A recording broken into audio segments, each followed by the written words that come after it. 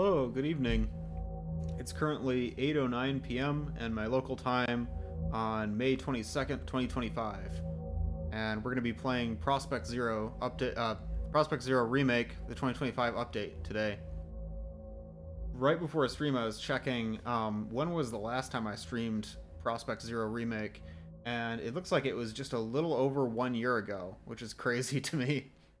I watched a little bit of my stream and I realized right away that I'm probably not going to remember very much of the progression of Prospekt Zero Remake because I was more familiar with the original Prospekt Zero. So during my playthrough today, I'm likely to forget what's new and what was original for Prospekt Zero Remake. But I'm just going to kind of treat it as though this is my first playthrough, and I think that way it won't really matter if I forget things or not. It's good to see you in the chat, Marv. I'm glad you could make it. I'm sure you're really excited to see playthroughs of your map, and I can't wait to give some feedback. Also, hi Vizzies, welcome. Before we get started, sorry, I'm on this ModDB page, I wanted to quick shout out an update from Breadman that was posted just today. I'm sure you guys have already seen this, but I have to mention it. We have an update on Exxon Pariah, as well as talking about the next Entropy 01 update. And I'm especially excited because I've been working on Entropy 0 VR. I've mentioned it on my streams before, but we haven't really officially announced it in any capacity before. This article is the announcement of EZ1 VR, and I made some videos. For the update as well, so be sure to check out the article and check out those videos. I'm really excited because I haven't edited a video in a long time. I've been streaming live and posting VODs, but I haven't actually edited any video at all in probably over a year, so it was fun to get back into that, and I'm pretty happy with how it turned out. It's nothing super fancy. I'm not a great video editor or anything, but I had fun making it. Hi Dovacorts, welcome. It's crazy the remake is 1 year ago. Yeah, I can't believe it. I couldn't remember until I looked at the video, like, how long ago that was. I was like, was that like 4 months ago, 6 months ago, 8 months ago? It was a year. It was a whole year. May of 2024. I just can't believe how this year has gone. How does the lighting on my webcam look? I think it actually looks pretty great. I like that I'm kind of like, the backdrop is kind of dark. Marv, you commented on how bright the room was the last time I played, and so I tried to darken the space. The sun hasn't quite set yet, but I closed all the blinds and made it really, really spooky, so if there are dark sections of the mod, my monitor should be the right brightness for me to be able to see it. Prospecto. Hi, Boom Donuts. Yeah, so today we're going to be playing Prospekt Zero Remake, because Marv has updated it. I already mentioned that, but it was updated May 20, which was 2 days ago. And so there's new voice lines and some updated effects, I think, and probably more stuff that I'm not quite sure about. So I'm really excited to play it. I think that was everything I wanted to go through. I always kind of prepare, like I rehearse what I'm going to say in my head, and then I forget as soon as I start rolling. This is the video that I made, so be sure to check that out on my channel. But otherwise, I think we're ready to get into Prospekt Zero. Oh, and the background music that's been looping is Float Mine by Breadman. It's a remix of Half-Life 2 tracks. Or maybe Portal tracks? I actually don't recognize what he remixed to make this, but one of the Exxon Pariah tracks. You're nervous, but I already played it a year ago. What is there to be nervous about? I'm going to change the Twitch category, and then we'll just hop over to Entropy 02. So I'm playing this on version 1.8.1. I think probably the add-on was made for 1.7. Whatever the previous version was, but it should work fine in 1.8.1. I'm just like that. Yeah, I know the feeling. It's always interesting to watch someone play something you made. Like, it feels very different. After an infield promotion leaves him captaining his squad, Shadow 3 is tasked with attempting to regain control of the partially destroyed Nova Prospekt and rally the remaining soldiers. I unsubscribed from all my other add-ons as well, I should mention, so there shouldn't be any file conflicts. And I made sure to check the custom folder to make sure that there weren't any in development files left floating around. So this should be a clean install. Let me quick check options. Change that one. Everything else should be good.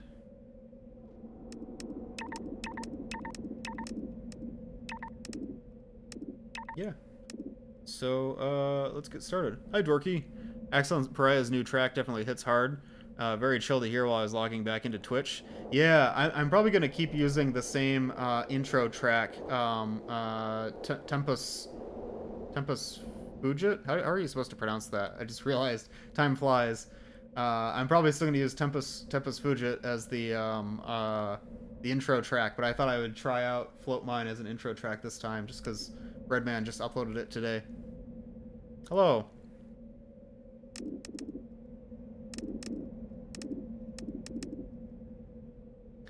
We are going to use some of those assets from the what do you want to call it? The Untitled mod that you were working on.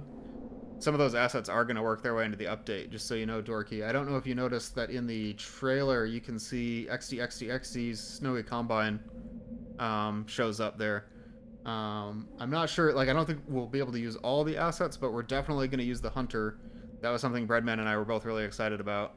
Maybe I shouldn't say that. Is that spoilers, chat? Maybe that's spoilers. That's okay. But yeah, with that, I'm going to get into Prospekt Zero Remake.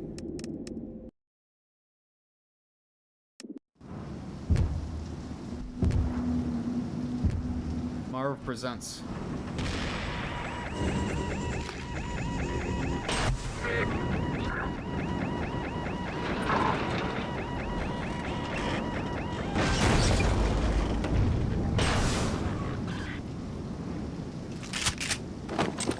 Got my shotgun.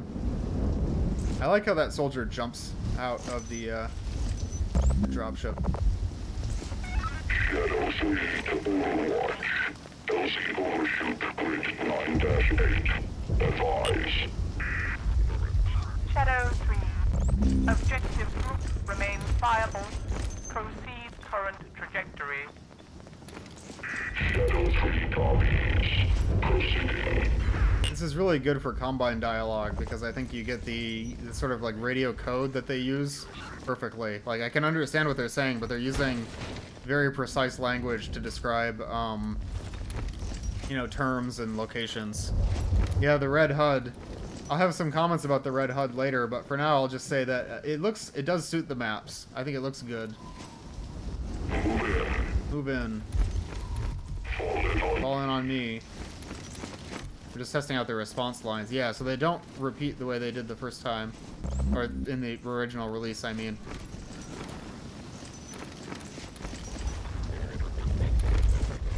And I think I am going to make it my goal to keep the soldiers alive. He just kicked that rock over. Did you see that? That's hilarious. I'm surprised the crosshair isn't red. Oh, that's interesting. I'm not sure why that is. I'll just have stream on in the background. Yeah, totally okay. That's what I usually do with streams. It's kind of fun to watch a stream while you're working on something, you know? Anyways, I better stop goofing around. I wonder... Okay, I remember... okay, sorry. I don't remember, but I watched my last playthrough, and I saw that I was able to open this door just by pressing E on it. Or maybe it was the squad mates that were able to do that. Yeah, I think you fixed that. Okay.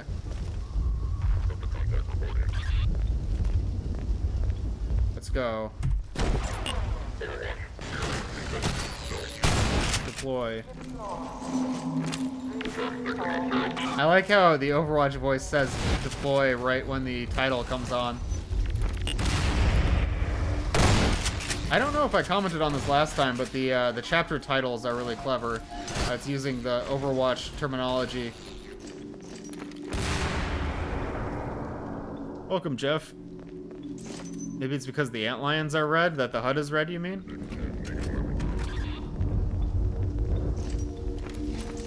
I'll try to make it my goal to keep the soldiers alive, playing like me, huh? Yeah, I think it suits Shadow 3's character, and I know I said that in the last stream, because I watched that part of the stream beforehand, but I think Shadow 3 would make it an objective to keep the soldiers alive, because that's like part of his goal, his purpose. Bad Cop wouldn't care as much, because he's a wild card, right? That was kind of a design tension that we had in Entropy 02, I would say, is that Bad Cop's character is supposed to be someone who doesn't care very much about his squad, right? But we develop squad mechanics, and so that means players naturally do care about the squad. So it was always kind of a balance of, like, how do we make him, like, an antisocial character, but also have this cool squad mechanic? But I think in this case it works better to have Shadow 3 as someone who's trying to keep the squad alive as one of his secondary objectives, because that's what the player is naturally going to want to do.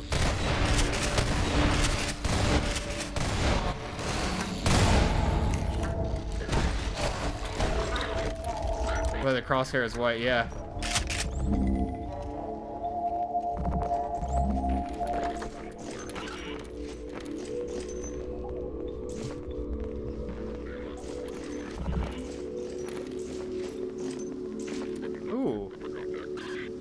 I love the rain. See, I almost walked right past that without noticing. Bad Cop may not care about the soldiers, but he can't stop the player. Yeah, exactly. Maybe we should have tried harder to, like, integrate that into the story somehow. I'm not sure. But it was kind of a tension between how we wanted to portray the character, especially early on. I think the character became more, I don't know, less one note as time went on, but, lost my train of thought there.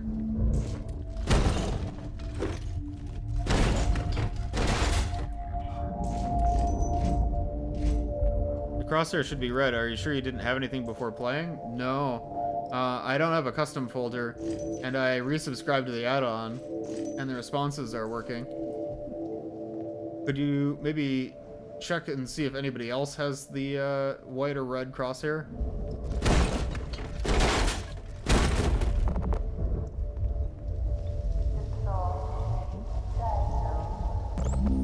We had red. Huh, that's weird.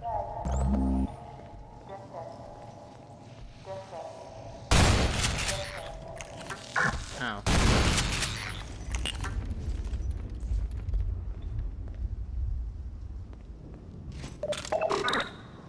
Do you want me to try to fix that now? I can try to figure it out, but it'll probably distract a little bit. So we'll have to troubleshoot a little bit. Move in, okay. Yeah, so let me just see.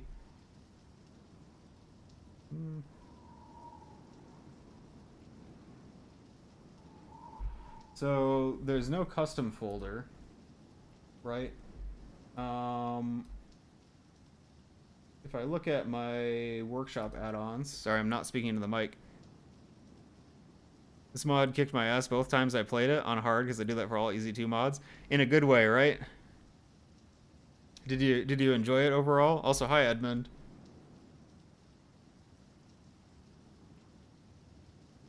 Enderzilla, what does that mean? I'm not sure if I understand.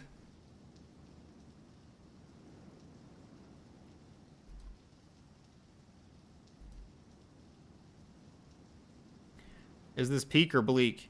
Well, we just started, but it was peak when I played it a year ago, so I imagine it's only going to be peaker. Peak? More peak? More peak. It's what does that mean?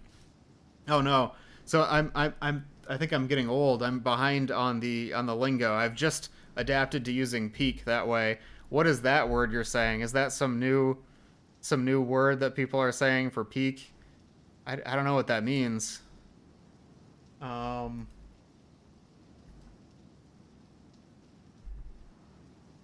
looking in the add-on itself to see about the crosshair. Marv, how did you make the crosshair? Stream lagging, or is that just me? That might be the stream.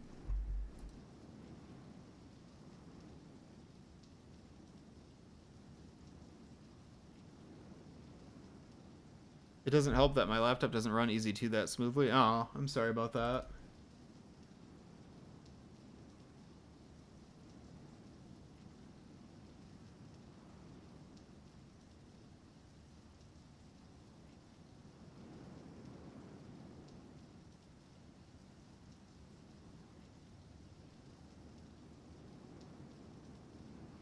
Client scheme?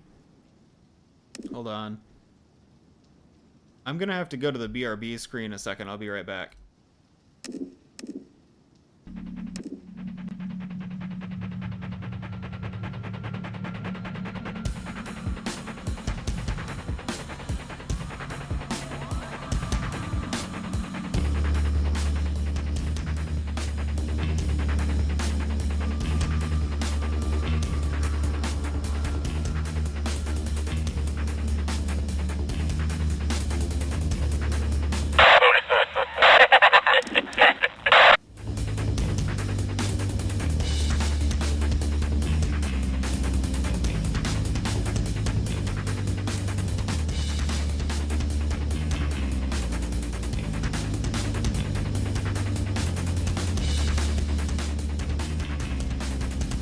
Oh, fiddlesticks. What now?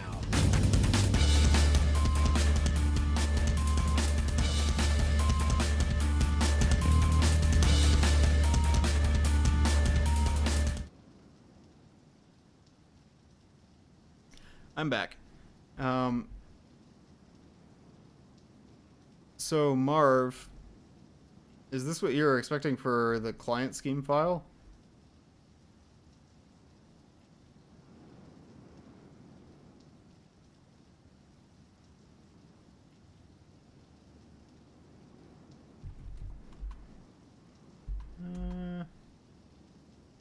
Because it's not a custom font, is it?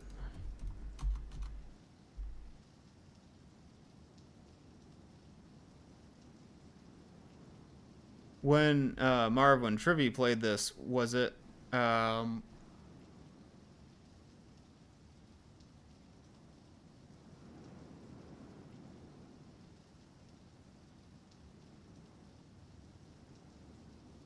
okay. Pretty sure EZ2 uses textures for crosshairs, not font. Yeah, I'm actually drawing a blank on that because I know for a while. I think you're right. I think that it is textures, but it doesn't explain how. Oh, thanks for following. Oh no, it's a bot. Anyways.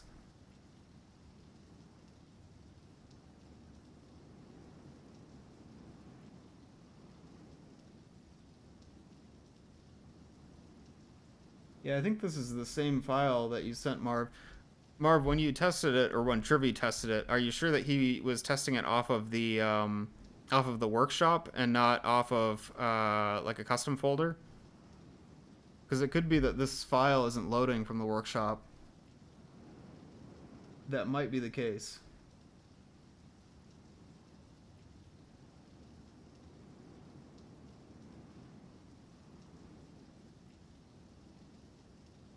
Just looking at what you sent me. Yeah. I think it has the right client scheme file, but I'm not convinced. Like, are you sure Trivy wasn't testing it out of a custom folder?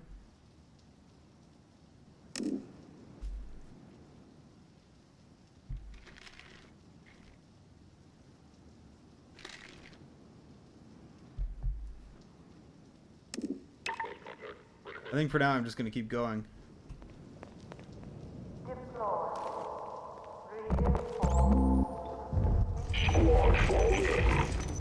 You sure? Have you had anyone else test it from the workshop add-on?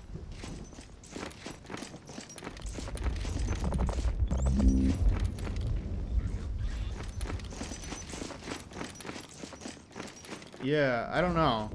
I wouldn't trust, like, have you ever sent Trivy the files to use as a custom add-on, or has he only ever tested it from the workshop add-on? Oh, thanks, Vizzies. Appreciate it. Yeah, because I'm I'm not really sure what to do. I don't want to troubleshoot it on stream. I'd rather just keep playing, but that's unfortunate. Let's see, where should I put my squad? I'm gonna have them stack up in this corner, and maybe I can use these barrels as like cover. Well, I don't want to like I want them to be able to shoot though.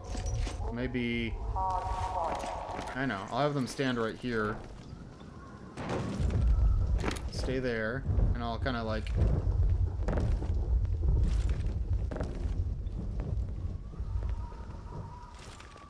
Here we go.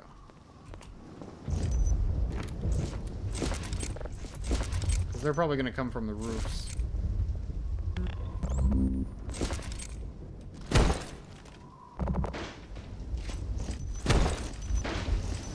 Yeah, no worries.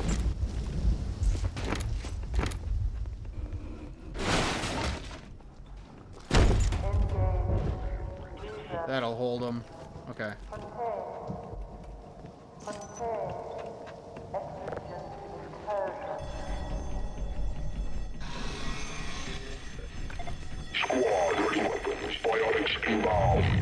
Oh, that's a great line. Trivia nailed the voice. As always. Wouldn't have expected any different.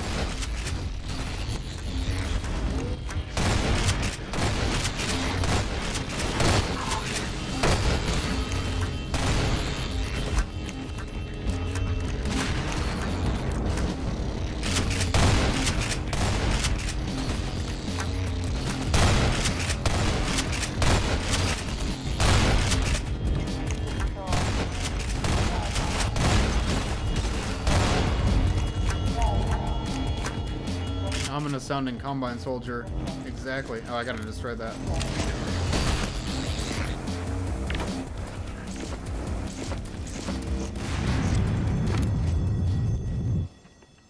We did it.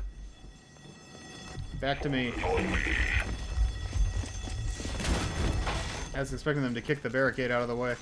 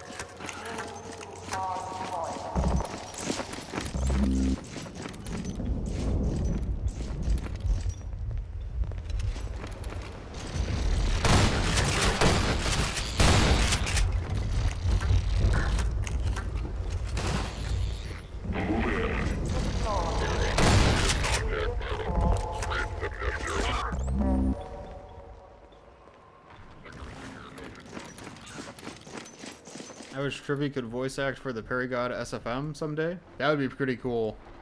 Has the Perigod uploaded anything recently? I don't think I've actually seen any videos. Am I not subscribed? I should be. Love his work. Oh, gas cans. It's like a kitchen. What does a Nova Prospekt kitchen look like? I guess like this. No, there's a kitchen room in Half-Life 2. Actually, yeah, like this is... I remember this. It's been 2 years since the last upload. That is sad.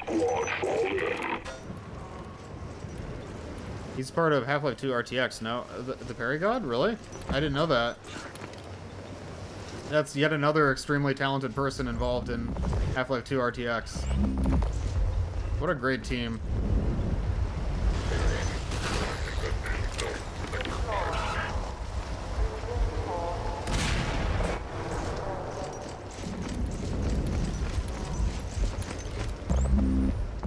I wonder if I can close antlion holes with gasoline. I've never tried that before. What's through here?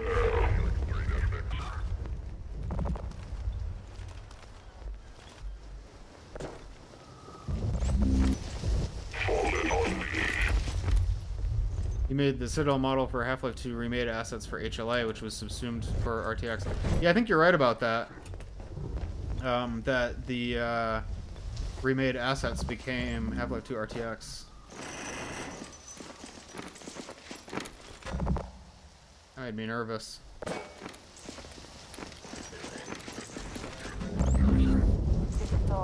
wonder how do I get over there? Hey there, guys. I'm already at full. Hi, XD. Welcome.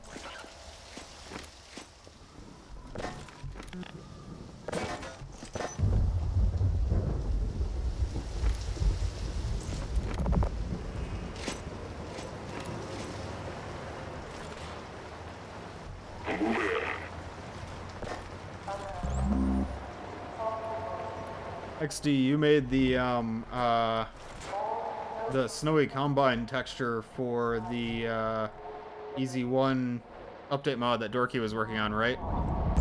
We're going to be using those in the Easy 1 update, so I'm pretty excited about that. Oh, you haven't played the update to Prospekt 0?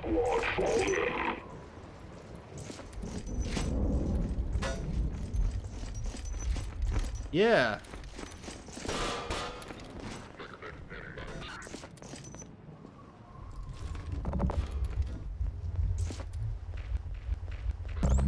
Gotta go, unfortunately.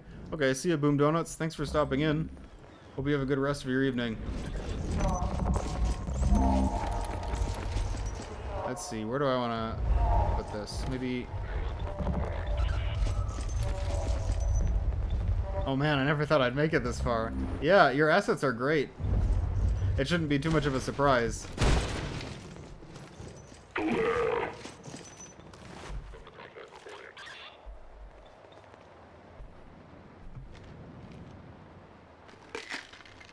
I'm trying to find the best place to have the soldiers stack up. Maybe this corner, actually. And then you've got this as cover. We don't talk about the old Scar Zero variants? Why not? Those are good, right? I used one in, I forgot the name of my own map. Cold Snap. I used one in Cold Snap, right? That was the remake. Yeah, I don't remember what the old one looked like.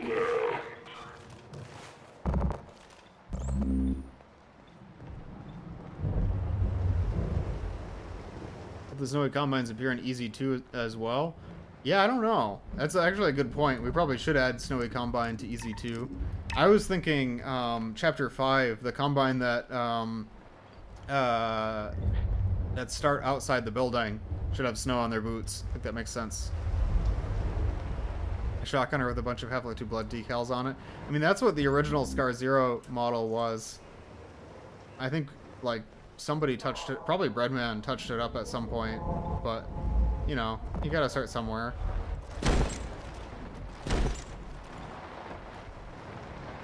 I like that I can knock down these sinks. Let that sink in.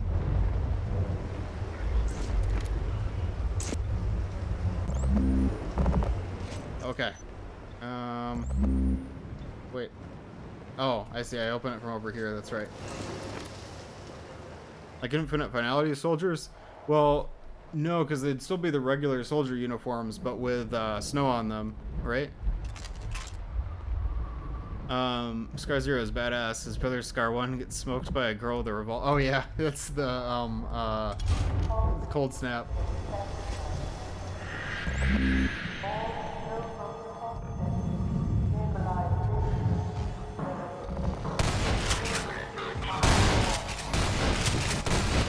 Now, the question is, can I blow this up with just a gas can?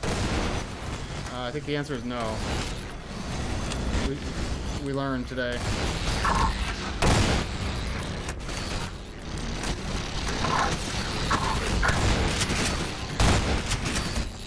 I'm taking a lot of damage, sorry. Not on my A game.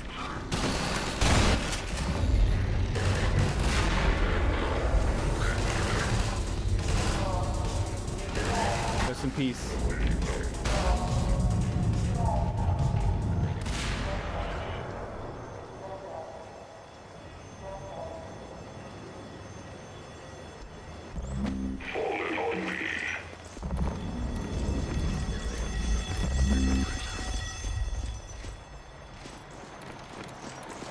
Oh, I see. I remember from watching my playthrough, I think this room was changed, right?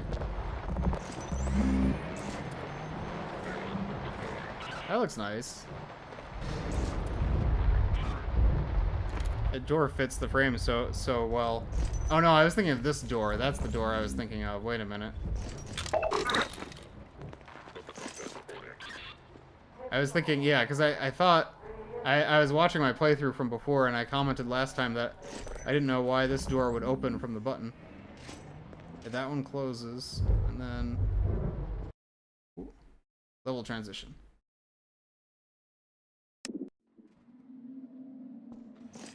Oh, we just open it.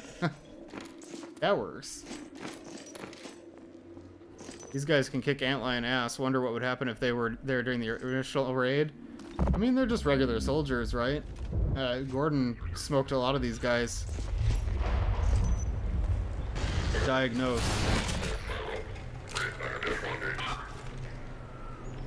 It is always fun seeing the Nova Prospekt arms on the soldier, you know, for Shadow 3. Even though it's the same view models as EZ2, it feels so distinct, just giving them a different texture. EZ2 Freeman action would be nuts. That would be fun for like a boss fight. It feels a little silly though, you know? It's like... I don't think you could do it justice.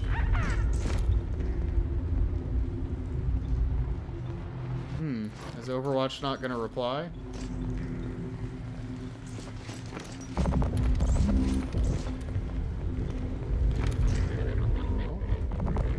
I hear dropships.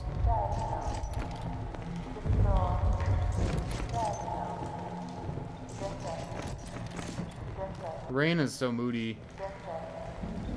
One thing I was wondering when I first started was how soon after the Nova Prospekt explosion this takes place. Like, is the teleporter exploding initially what caused Shadow 3 to crash? I don't think so, because the antlions are already mutated, right? But it could be that that was the initial blast.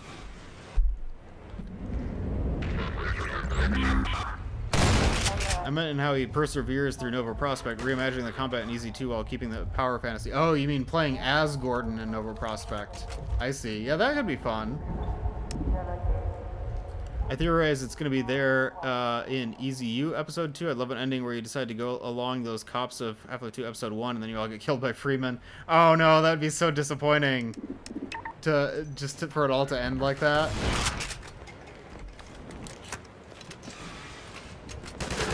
If you put the EZ2 maps in EZ2, you'll notice, if you put the Half-Life 2 maps in EZ2, you'll notice the AR2 soldiers are impossible to fight. They'll destroy you in seconds. Yeah, I believe it. The AR2 got quite a buff, and the soldiers did as well because they're intended to be companions. So unless you override their proficiency, I think they're very accurate and very strong. I was under the impression the aliens are red because it's the height of mating season. It could be, because I think that was mentioned in Half-Life 2 Episode 2, right? I've heard like 3 different stories for why the EZ2 antlions are red. I don't remember which one is like the quote-unquote canon one. I heard it was because like one possible explanation was because they were feeding on Combine soldiers, right? They got like, I don't know, toxins in them. Another theory was the radiation from the teleporter explosion. I kind of like that one. That the antlions are like cockroaches and they just sort of absorbed all the particles from when the teleporter exploded. And the other theory is the mating season. I don't know what's the canon. Maybe all of the above. Maybe the teleporter explosion did weird stuff to them. Yeah, I like that one. I don't remember. I feel like that's not the one that Breadman endorsed as like the official explanation. And I can't remember which one is. Ooh. There he is.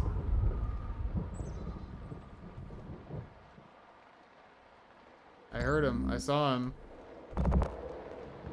I like that foreshadowing. Zen lions are green because they've been eating vortescence. Actually, I kind of like that theory. Like, the actual reason they're green is because I wanted it to be obvious that they were from Zen. There wasn't really a reason other than they kind of look like the Antlion Guardian. No, I think that's just a regular Gonome, Enderzilla.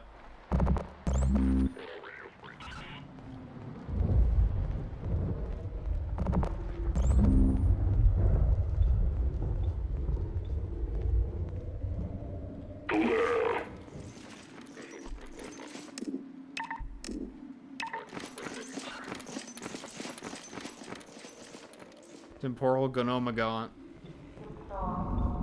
I don't know. We'll find out. Maybe it is like a special Gonome. Ready? Oh, this looks so much like the room from Half-Life 2, like the laundry area. I think it's different, but it looks similar.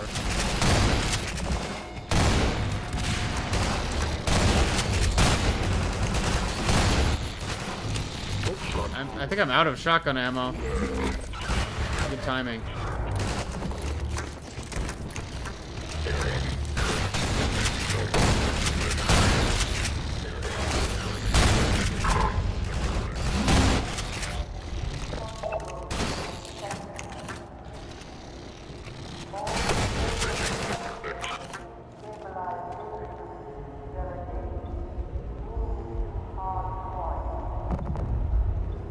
Gonome thinks he's tough until Antlion Guard shows up. Yeah, the Antlion Guards can really wreck the Gonome.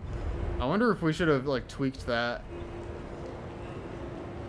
So, fun fact about this model of, I think it's a washing machine. Maybe it's a dryer. It's a washing machine, but this model is actually what Breadman used for the bootstrap device on the Borealis. So this is the key to everything. This washing machine is actually, you know, the ultimate weapon. I hope the Gonome in this mod had the birthing mechanic enabled. The what mechanic? Did you not know about that? Oh, we'll find out, I suppose. Isn't there a Zen grenade recipe that creates a showdown between a Zen Antlion Guardian and a Zen Gonome? There is. And usually the Zen Antlion Guardian kills the Gonome immediately. But, you know, it's still fun. The bootstrap device responsible for the temporal washovers makes... Yeah, temporal washovers. You're right. You cracked the code. We can see outside over here. It takes about 50 kicks to kill an Antlion Guard and about 60 for a crab synth and about 70 for hunter. How did you calculate how many kicks? I hope it's just based on how much damage it does and not that you counted.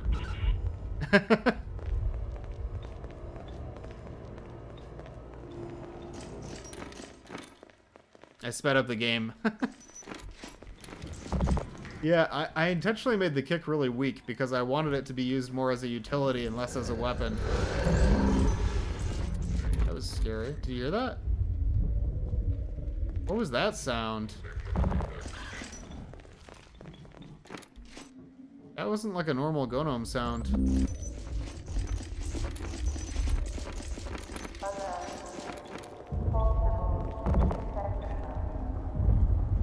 Gonome, you missed. Oh no. Wait, where's my last autosave? I'm gonna try...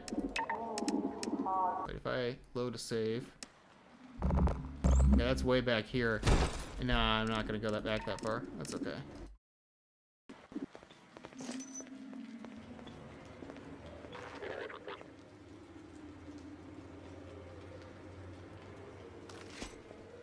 Yeah, that was a scary sound.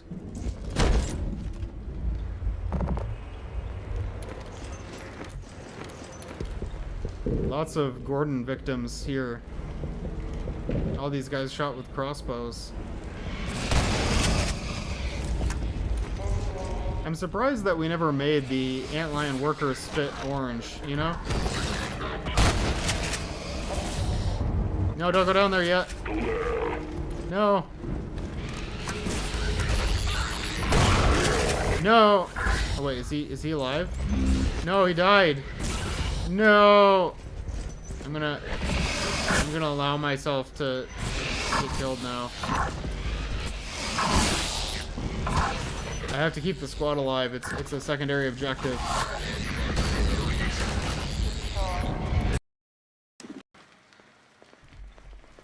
No, it's really important that I keep the whole squad intact. Stay there. One of the new AR2s.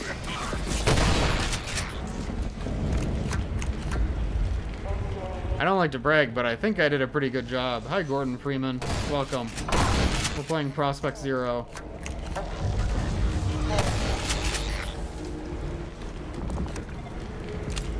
The real Gordon Freeman. The one and only.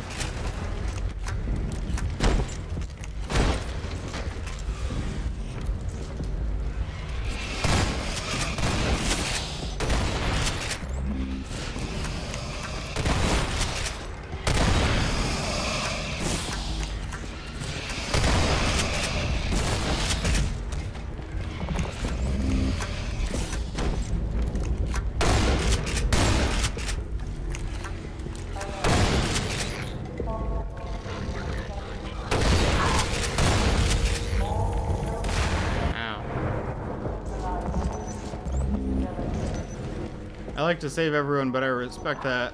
I hate but love it when they force my squad to get slaughtered. Yeah, that was something we employed a lot in EZ2 to deal with the tension I mentioned earlier of the disconnect between bad cop not really caring about his subordinates and the player wanting to rescue everyone. Sometimes you just can't save them.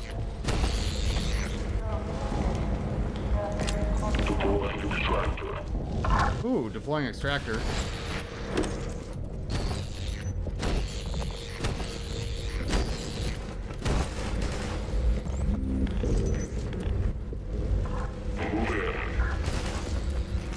Squad fall in. Good use of jumping there.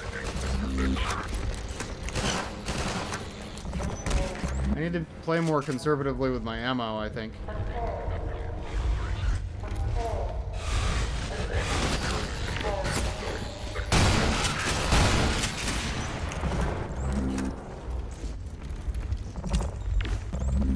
I have a question for the EZ1 overhaul. No kicking? No.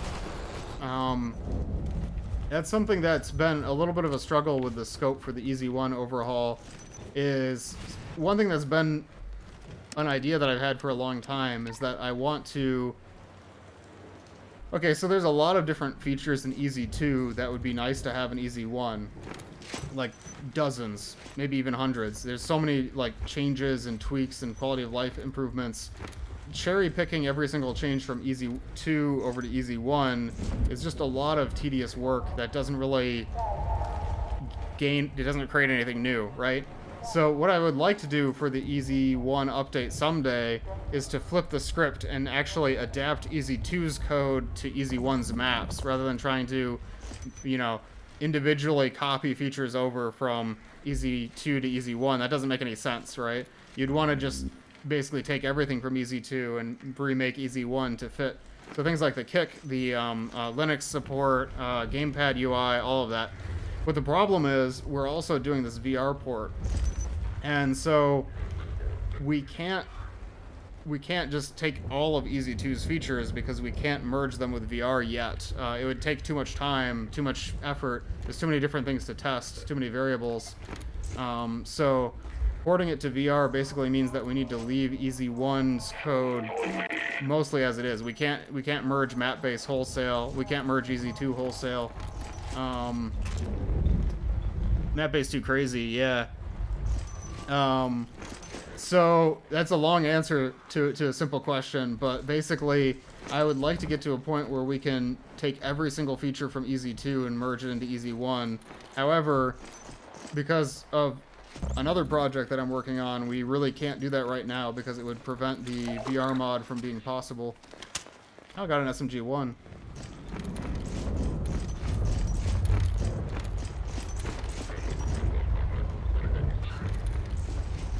I hope we'll get there eventually. You know, that's what oh.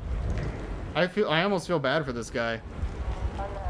Soldiers in Half-Life 2 die to a single antlion hit. Soldiers in EZ2 kills antlions in a few shots. Yeah, I mean that was on purpose, right? Because they're your companions. we wanted to make sure that they can hold their own and they're not just dying immediately as soon as you get them.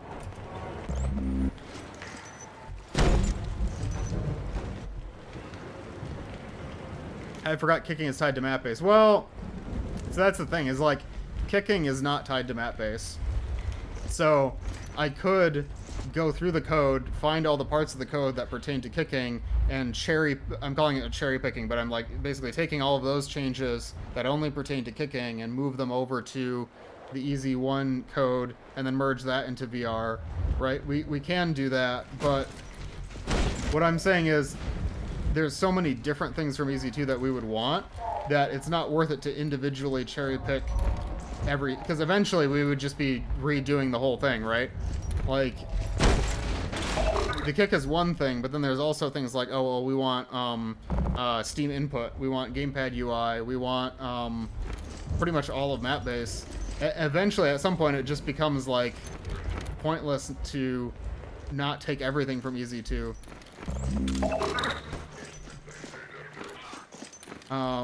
But yeah, we technically could just take the kick. And I've even thought about how I'm going to implement the kick in VR, because that's been on my mind. Someday I want to do an Easy 2 VR, right? And the way that I see the kick working in VR is that it would be replaced with a gun bash attack. So if you're in VR and you're holding onto your gun, you can just swing it at an enemy, and when you hit them with your gun, it will count as hitting them with a kick attack. I think that'll be a lot of fun, but it's still a ways off in the future, you know? Complete Entropy Zero with VR will be real in 10 years. Yeah, that's where I'm at, actually.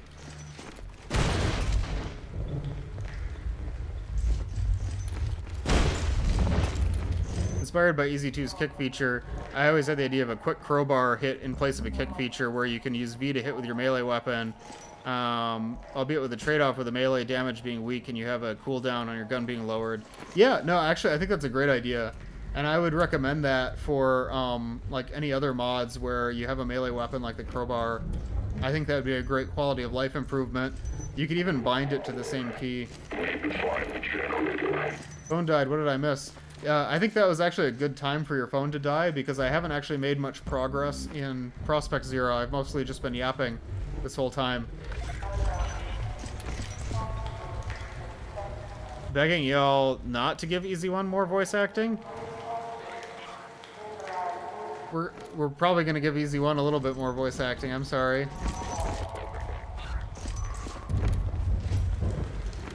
It's gonna be tasteful. I mean, we don't want to change the story, right? But we do have some new lines planned.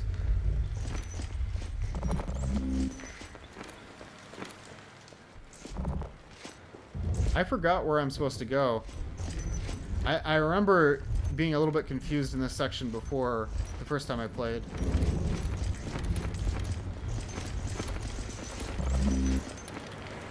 I know that there's a path around here to a place where we can, like, go down into a basement area. I personally hope Easy 1's Bad Cop personality is closer to Clone Cop's than it was to Easy 2 Bad Cop.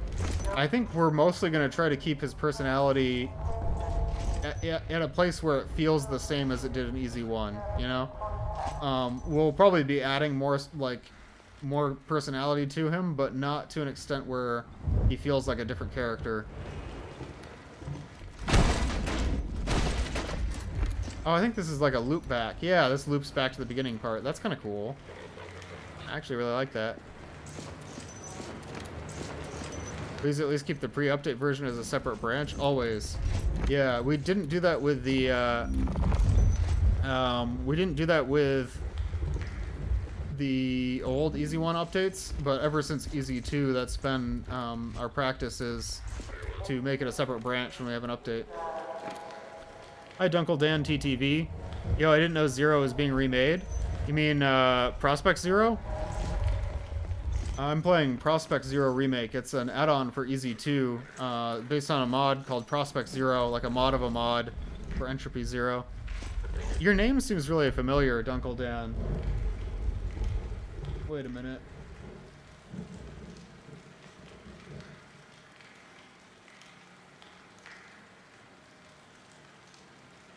Have I watched you before or watched your YouTube videos? You seem really familiar.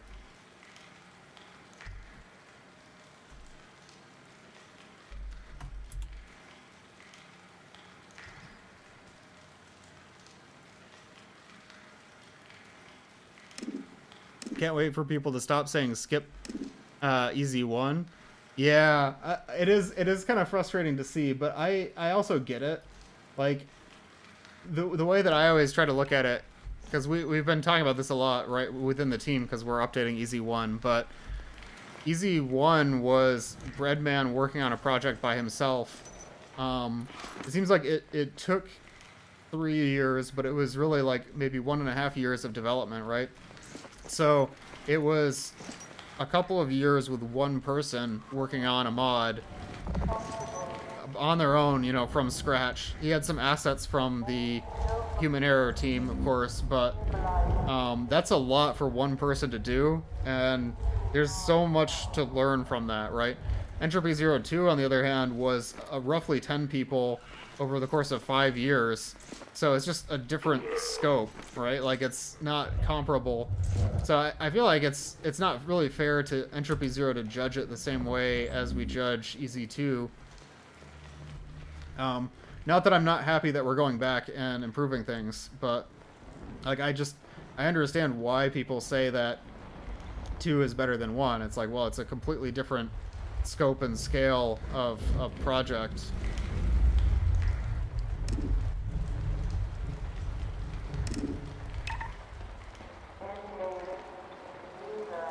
My QOL mod was partially inspired as a way to let people rethink if they wanted to skip Easy 1.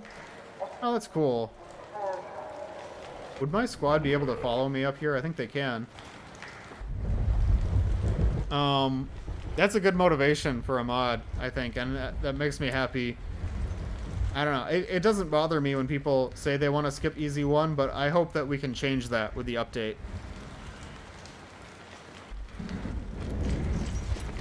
I know Breadman has been just itching to change all the things that he's improving in Easy 1. It's been a long time coming.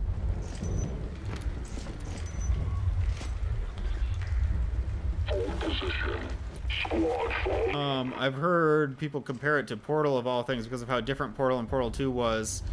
Yeah, I can see the comparison, but it feels weird to me because it's like Portal is such a different kind of game, but I know exactly what you mean.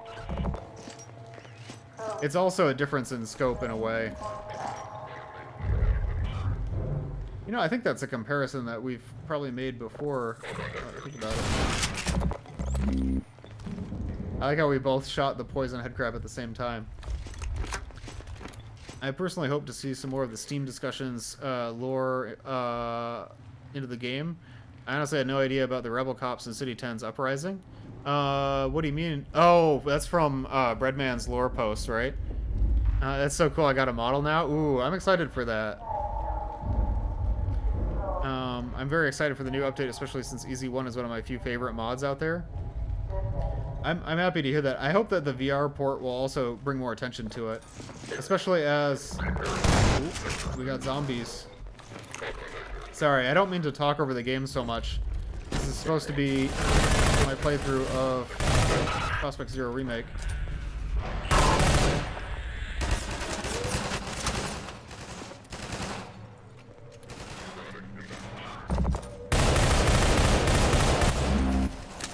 The VR port is very unexpected, but really neat. I'd love to see more Source games in VR. Me too.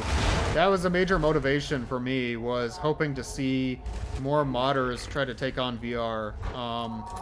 The Half-Life 2 VR team did such an incredible job with Half-Life 2 VR. And honestly, I'm so grateful that they were willing to let me use their code for Easy 1 VR. It wouldn't have been possible without them. But I'm hoping that we see more modders leverage VR because, like, I think it's a great way to play Half-Life 2, first of all. It's a lot of fun. Like, I enjoy playing it in VR, but also, like, I think VR as a medium kind of needs it. There just aren't that many games like Half-Life Alyx out for VR, and so having mods to kind of fill that gap will give me more things to play in VR, honestly, and give me more of a reason to want to play VR games. I really like the lighting around those parts. I think the sprites on the windows look very beautiful. Yeah. It's a really moody scene. And I can see why Marv wanted me to make sure that my room was darker this time that I played it, because in spite of this being a dark area, it's lit very well. Like, I can see the path that I'm supposed to go. There's a lot of areas where I can't see, but I don't really need to see. And those sprites almost give the feeling of, like, volumetrics coming in from the windows. And that feels really, really nice. Yeah, I think that Easy One should explain its story a bit better in the game. I would like to see that happen, actually, because there's a lot of elements of Easy One that I think could be explained more, but we also are going to balance that with not wanting to change the story too much.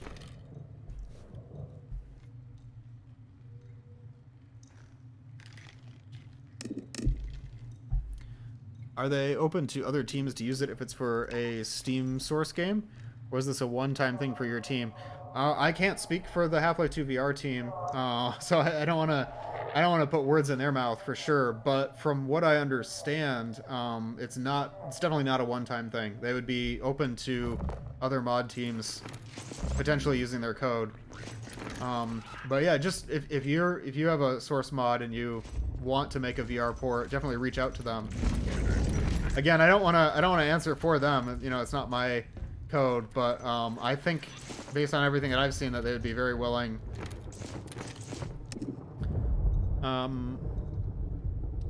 Sorry, there's a lot of chat today. That's a good thing, but I'm getting distracted between the game and the chat.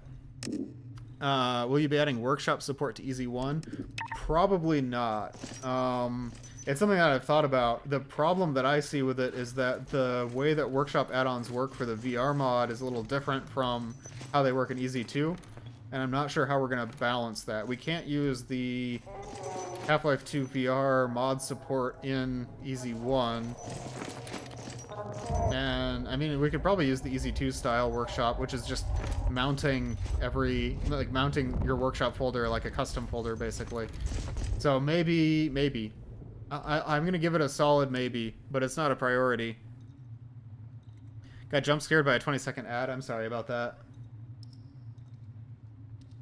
Right when he goes to answer the question, an ad pops up. I'm sorry, guys. Usually I'm proactive about the ads, but I kind of lost it this time.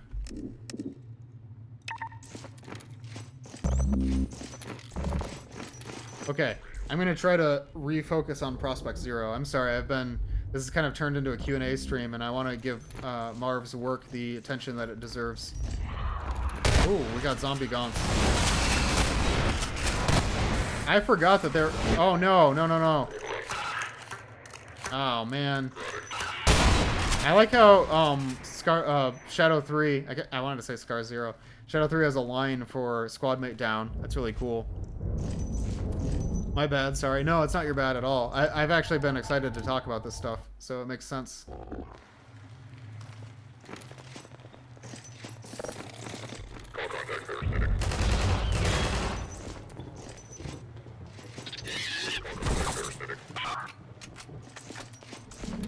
I'm back. Sorry to ask, but can you repeat your answer very briefly?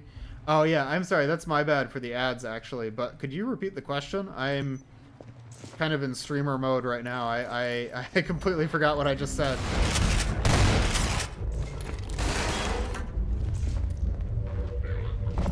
Somebody didn't expire the political prisoner in cell block D. Are you talking about the broken Overwatch lines in the background? Guys, I think there might be someone behind the door.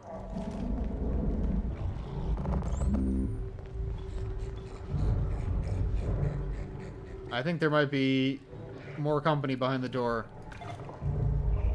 I was asking if the Half-Life 2 VR team was open to other teams using their code for Steam-specific games.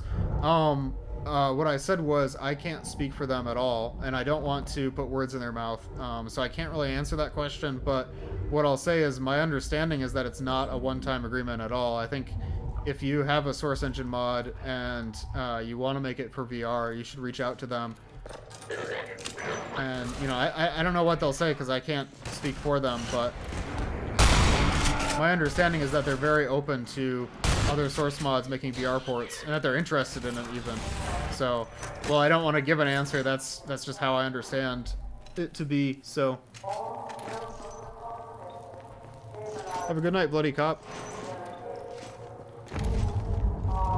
Yeah, I'm glad you like the Institute. They gave permission to Black Mesa? Really? Wait, is there a Black Mesa official VR mod? I've never heard of that before. I know there was like a fan mod for Black Mesa that was VR, but that wasn't actually... It was like... It was really weird when I looked at it. It's like, it's not Black Mesa's code, it's like Black Mesa's assets and maps, but it's like its own original code or something. That was what I understood. I didn't pay a lot of attention to it, but... I would like to play that. Like, Black Mesa in VR sounds awesome. I am a little bit skeptical about, like, remaking all of Black Mesa's code, though, if that's really how it was. I don't know. I shouldn't talk about that because I don't know. Maybe I misremembered that.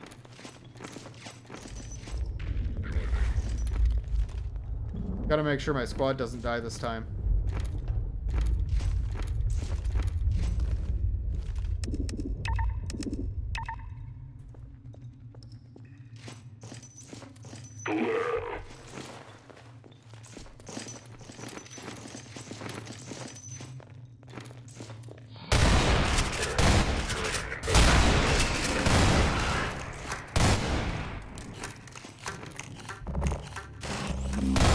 Oh no!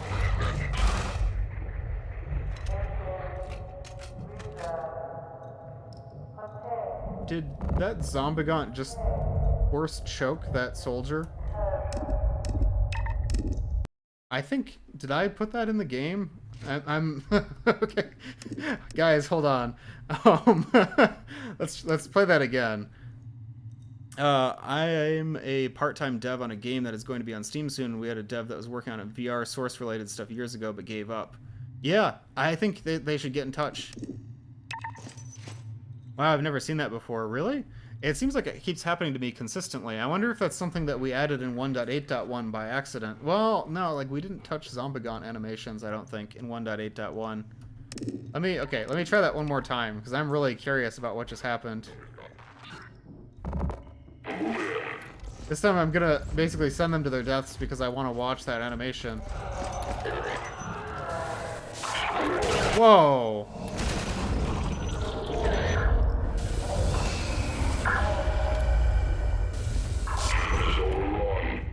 Team is overrun. Ow.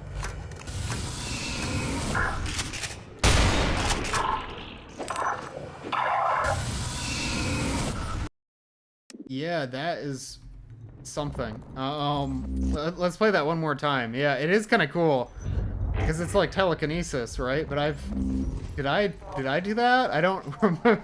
I have no idea what's going on, guys. I'm being serious. Like,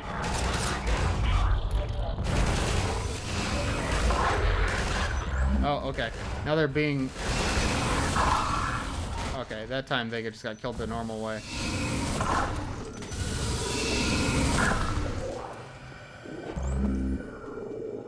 You failed me for the last time. Okay, one more time, and then the next time I'm gonna order them to stay here so that they don't die. Dynamic interactions, my beloved. I'm still craving for cooperative dynamic interaction, though. Poison crabs crawling back onto their father zombie. Yes, I want to see that so badly. I'd also like to see dynamic interactions for head crabs taking over people. I don't know why we haven't gotten that yet. Like, from any mods.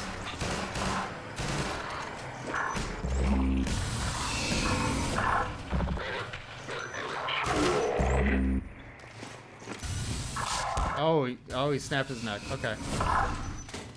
Wow. BS mod was working on that. Yeah, I think I remember that. That's my wish for HLX, utilizing the fancy procedural animation ragdoll tech that HLA has. You know, I saw recently that Employee 8 says, I swear I saw a mod of a dynamic headcrab anims. Which one? Is it a Half-Life 1 mod? Because I think I've heard of a Half-Life 1 mod doing that. I've never seen a Half-Life 2 mod doing that. Oh, Dark Interval was going to have living ragdolls. I saw a video about that recently because they mentioned it in their source code release. And I'm really, really interested in that. Like, imagine if in Easy 2 you kick an NPC and then they just ragdoll and then they get back up again. That would be so much fun.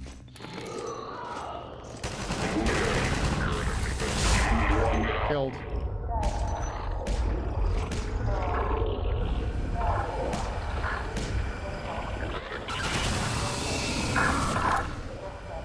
Okay, I'll stop goofing around, guys. I'm sorry.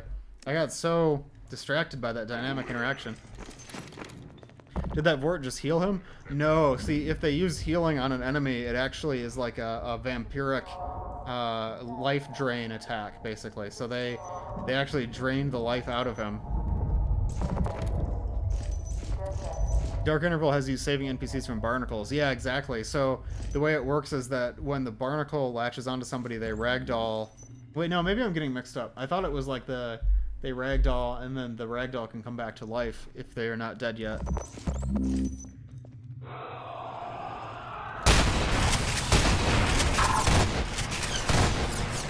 Covering fire. This makes a lot of sense because me being the shotgunner in the squad, I should really be taking point. A lot of times I'm sending them ahead of me, and I should be the one up in front.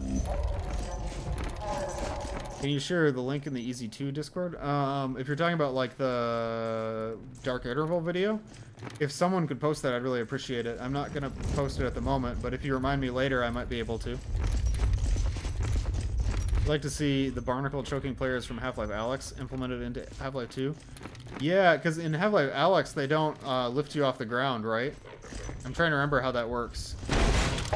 I think it was like a comfort thing. Oh, here's the generator. Okay. Lights are back on.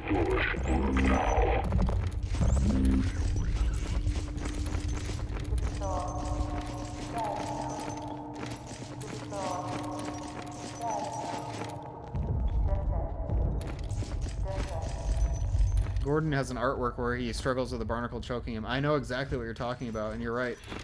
And that's exactly how it works in Half-Life Alyx as well.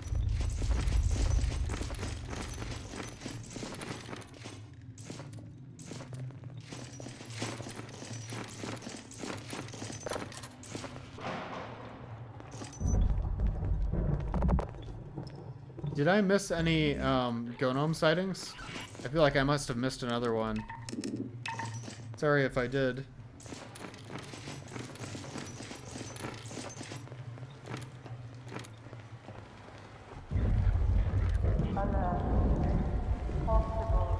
Nope, not in there. Okay, that's good.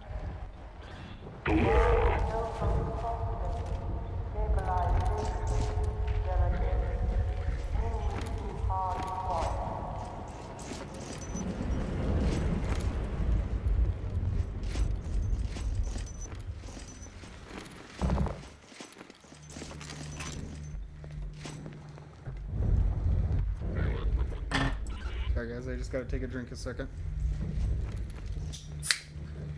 I hope that's not super loud. That was super loud. Oh, thank you. Appreciate it.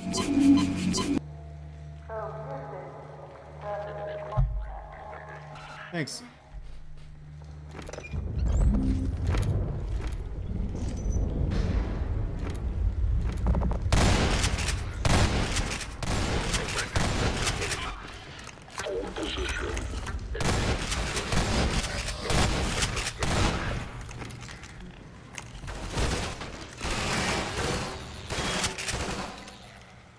You know, I feel like I finally just now understand why, what do we even call that? There's something that Blix created for the response lines. Oh, I forgot I could walk through this.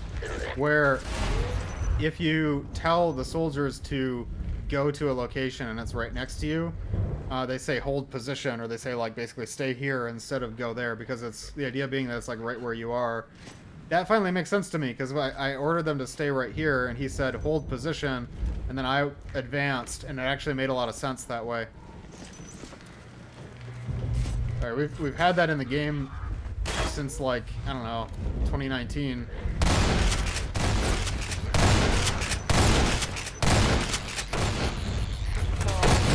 You never noticed? Yeah, like you can listen to Bad Cop's lines in Easy too, and that's how it works.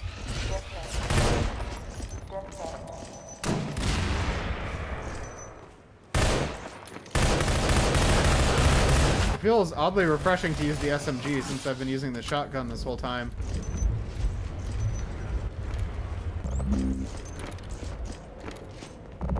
Stay here. Hold position.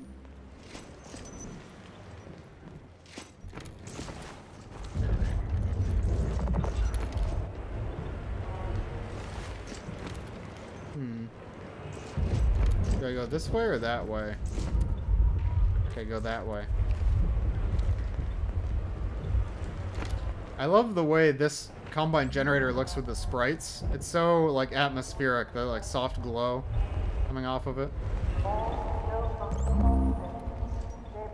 It's a contrast with the dreary environment.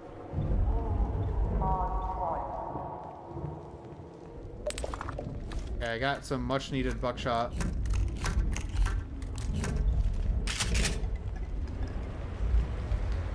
Oh, there's alien assassin sightings in Dark Interval? I didn't know that. Did I see any of them in my stream? When I streamed Dark Interval? I must have, right?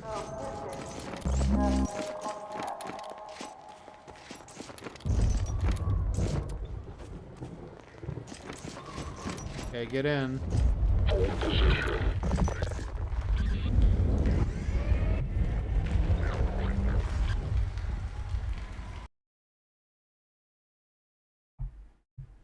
This place is, you gotta know where to look and zoom in. I like the way this door looks. Like the door is boarded up and then they built the Combine door on top of it. Oh, we get a better glimpse of a courtyard out here. It's kind of neat. I can kind of imagine that the coast is probably beyond that wall. Like we're sort of...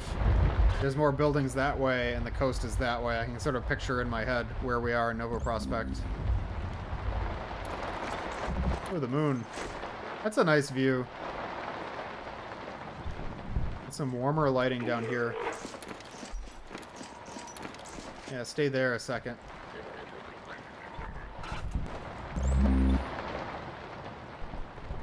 Anything over here? I half expected to see another Gonome sighting through there. I hope the rebels whose base was nearby to Prospekt are okay.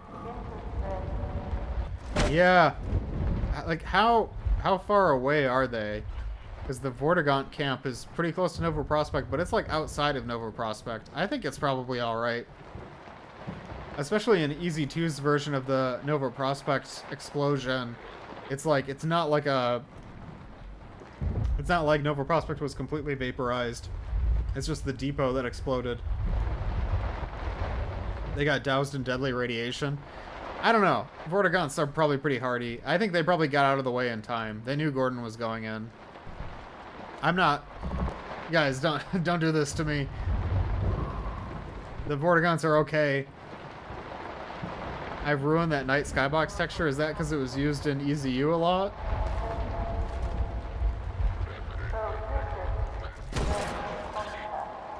Oh, pretty. Amputate. Fallen on me.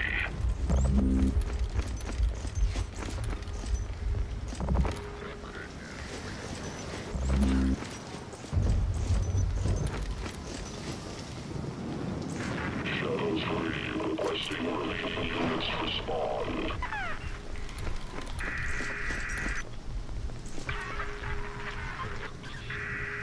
Oh, you can see the edges of the skybox. The Vortigaunts used the single Borealis door asset left to shield themselves from the blast. That's my headcanon now. I think we're probably going to run into the Gonome soon, guys. Maybe not. Oh no, this is the exterior part. I remember this. You really nailed the architecture of Nova Prospekt. Like this area, this whole area feels so much like Nova Prospekt, like the Nova Prospekt that we know.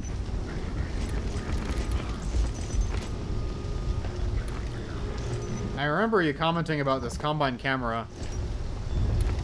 The ambience in PZ is great.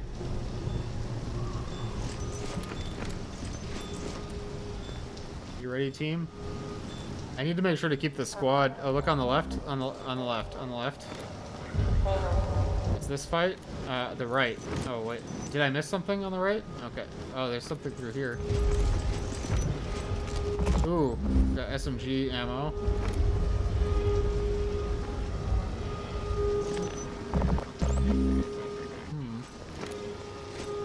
Did I miss something else? So this guy... This is new. Yeah, it looks like this soldier had a very bad time. It looks like he was injured and he tried to climb up this ladder and the ladder broke. It's not good. I'm here to spread my latest crackpot theory. G-Man nudges the Mandela effect in the Half-Life universe. Oh, you're right. Every time you remember something wrong, it's actually the G-Man changed something in an alternate timeline. Oh no. It really was the Berenstein Bears.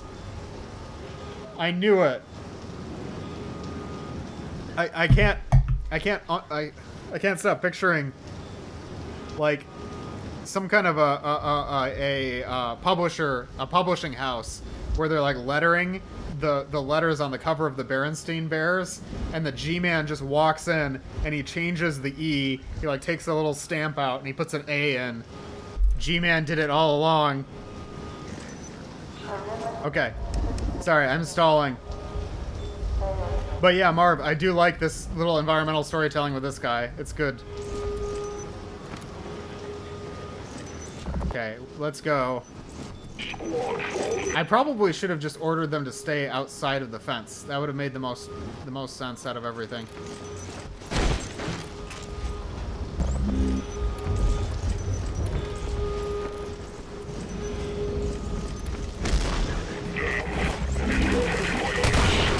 Heavy biotics. So I need to basically keep him focused on me. Because if he focuses on the squad, they're dead. So I need to be the true shotgunner in this situation.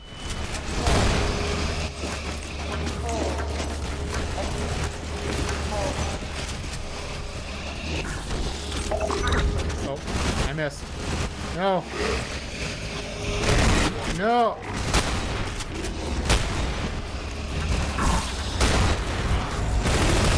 Oh, I lost one.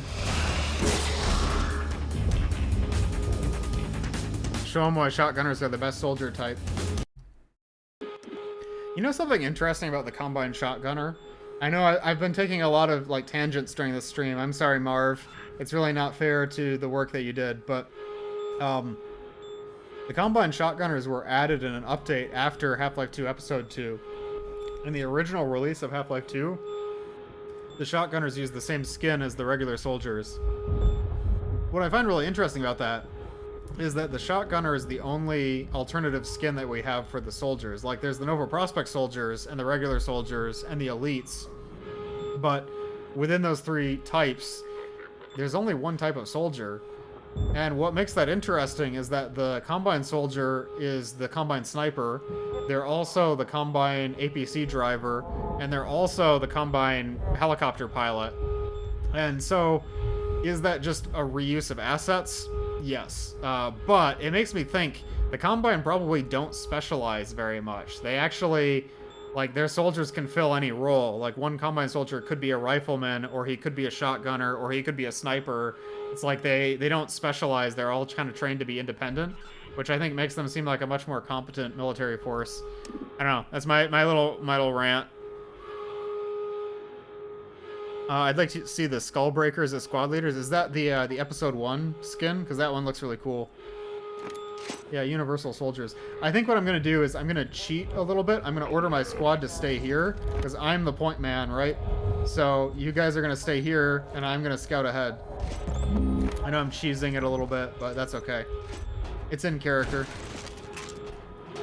HLA soldier types being a big scanner to throw. Well, to the contrary, I think Half-Life Alyx, like, yes, they do have more specializations, but each specialization in Alyx is like its own separate character. They have completely different silhouettes. So I think Alyx did a really good job of like making the Combine like differentiated where you can tell exactly what each soldier's role is by looking at them. I guess it's like the ultimate end of the shotgunner being added. It's like originally all the soldiers were like one type fits all, but then Valve realized that players needed to know which soldier had which role in combat, so they made the shotgunners bright red, and then from there they ended up making them like completely different characters. Like the Charger looks completely different from the Grunt, which looks completely different from the Ordinal, etc. The designs in Half-Life Alyx are so good.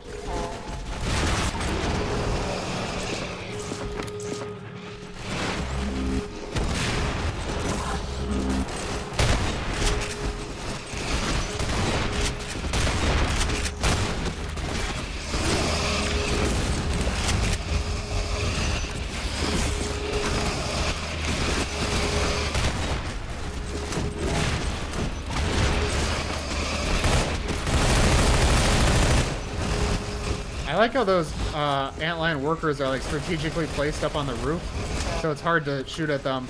We don't get a lot of like really long range combat with antlions usually.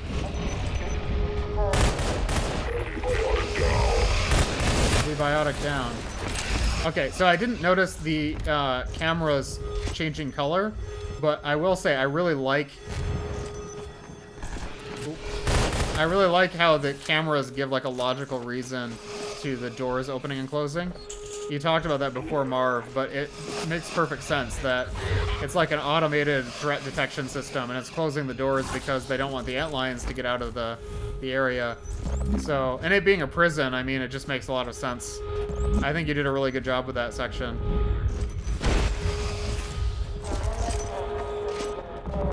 I also was going to mention that you have another soldier that similarly was like killed and dragged. I think it makes sense that these two soldiers were killed by, well, three soldiers. That guy's over there is dead too. These three soldiers were killed by the antlion guard. I wonder how he got through the door though. I guess it's because the camera faces this way. It is a little big for him to get through that door though, so maybe it was regular antlions that killed them.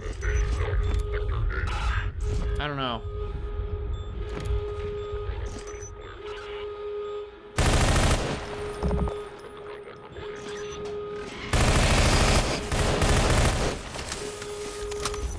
Yeah, I'm glad that I could have given that feedback, because I think it does make a difference.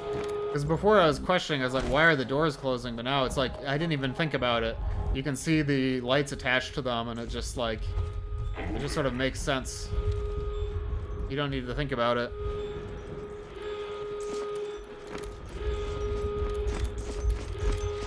It's such a pretty scene, too.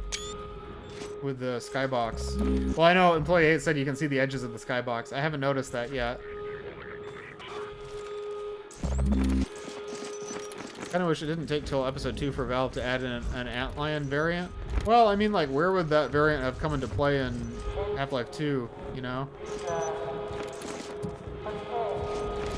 Why are there workers here? Well, in episode 2 there were workers because it was closer to the hive. In Entropy 02, there are workers because they're fun, but also because I would say that when the antlions turned red, they sort of started turning Nova Prospekt into a hive. Like, you see their honeycomb structures and stuff. So I think the workers are here because Nova Prospekt has been sort of claimed as an antlion hive. So I think it makes perfect sense, personally, but that's just me making up a reason.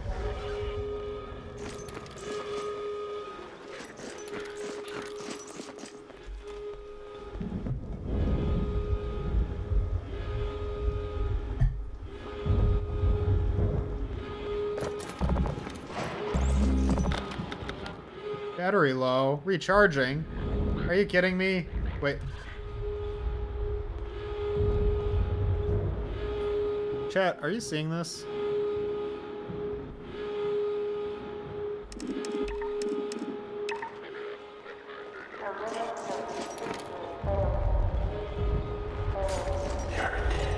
Oh no. It's the Entropy Zero ghost. That's actually really cool. I like that. So, that's really interesting to me.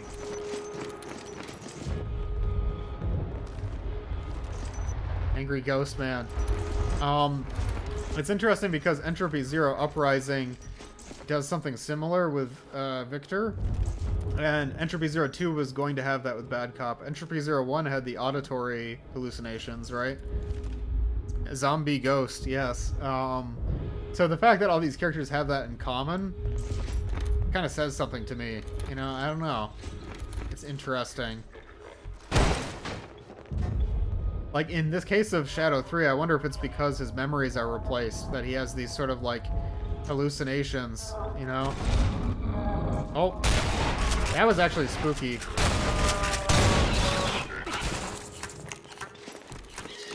Zombie ghosts, leave this place. Yeah, anyone who hasn't seen that video is gonna be so clueless on that reference. I'm glad that the zombie ghosts are alive and well in the Half-Life community.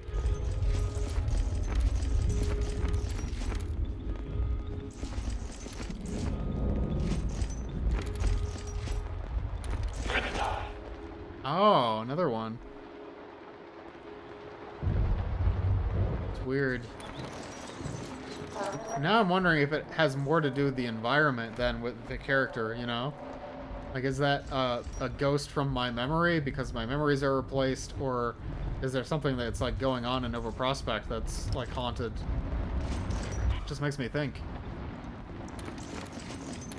Was that in the original Prospekt Zero remake? Because I don't remember that. Oh, that actually scared me. What the hell was that? Oh, there's smoke, too. What?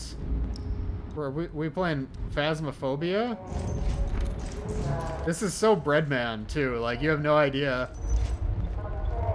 It's so much like the Ghost Hunt maps.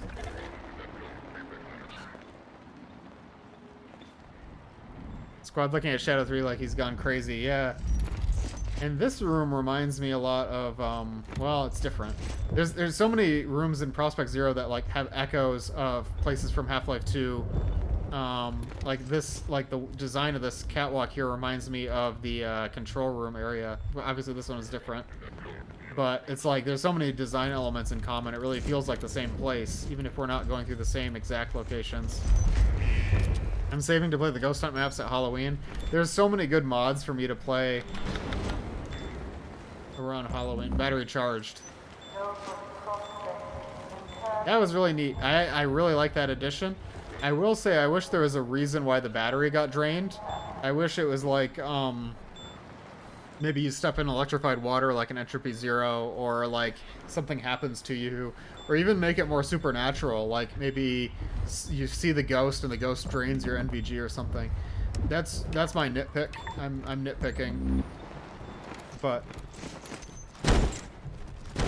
I remember my phase when my personality was source mods and I played source mods exclusively. That's my personality now. What does that say about me? No, but there's so many to play, you know? Oh, we've got more squad mates. I remember this part. Fall in. And these guys are using the Dirty Combine skin.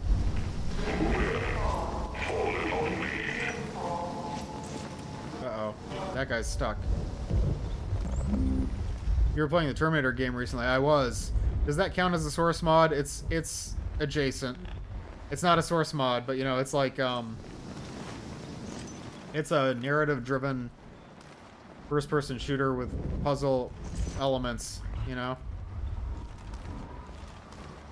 Oh, this guy's stuck. Titanfall? Does Titanfall count as a source mod? It can. It's a source mod in my heart. Oh, this guy's like stuck. I have to load a save, I think. Oh no, he's not. Okay. I was worried. The boys. Me and the gang. Me and the boys at 9:39 p.m. hunting for antlions. Everything's a source mod if you squint hard enough. Exactly. So, out of curiosity, why am I able to add this shotgunner to my squad if he's also a shotgunner? Maybe I outrank him. Or maybe he just, I don't know, respects my authority that I already have the 2 squad mates with me. Maybe it's cooperative. Maybe I'm following him just as much as he's following me. You never know. Kind of a matter of perspective, I guess.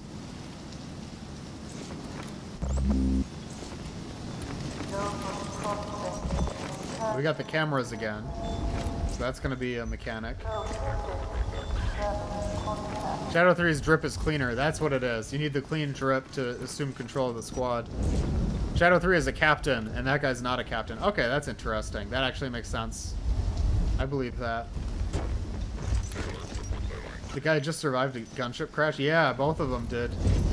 It seems like a lot of gunships crash, or dropships crash, rather. I wonder if that's, like I was saying earlier, is that when the teleporter exploded, or the depot exploded, that the dropships crashed? Or has time passed since then? I would say time has passed because the antlions have already made their hives, but maybe that was going on at the same time. You know, I don't know. 3650 can command other elites because he's got the blue badge drip. You're right. You're totally right.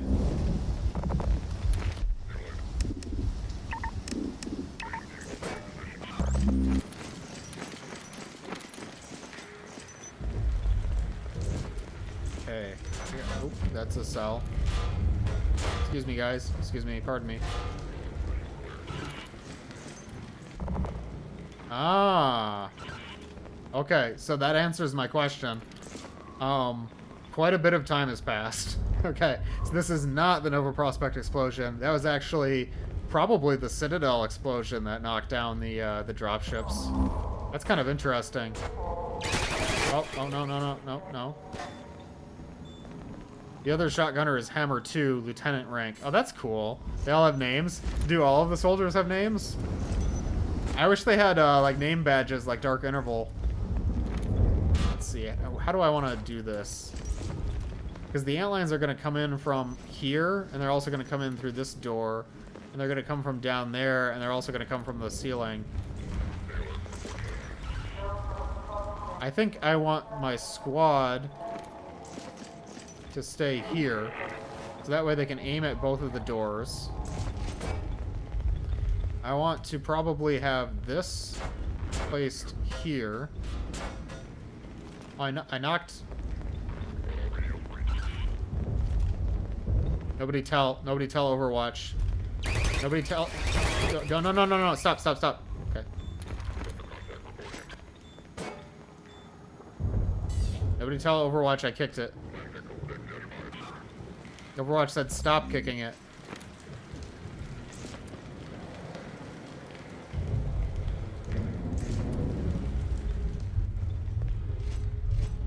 I'm unbothered in my lane, moisturized in my antlion hole. You've been fined. No! Don't dock my credits. Don't demote me. I'm gonna get demoted from captain. That was unexpected? Yeah, I wasn't expecting physics on those. Now, Marv, I might be misremembering. Weren't there slams in this area? Or did the slams get removed? Maybe they were buggy. I actually don't remember. I might be just hallucinating slams. Just like I was hallucinating the ghosts. No slams. Okay. I'm crazy.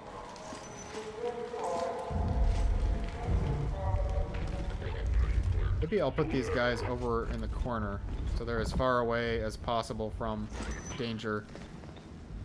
In fact, let me put the shotgunner over here. Yeah, the shotgunner can go there. These guys will go over there. Okay, I think this is my strategy, guys. What happens if I click on the one that I kicked? Uh-oh. Oh, okay.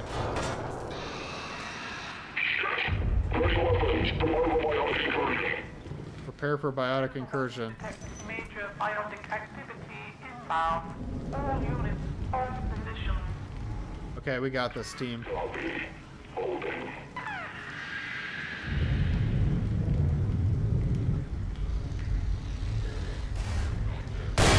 Imagine how much fun it would be to play this in VR.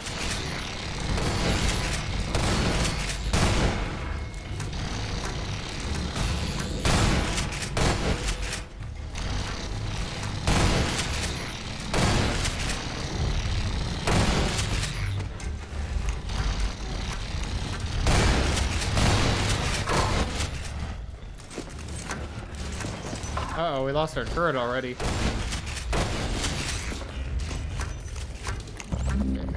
So far, we're doing pretty good. Ah. We got this team.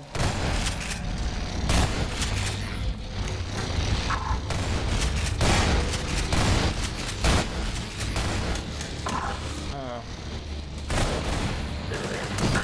How am I still alive?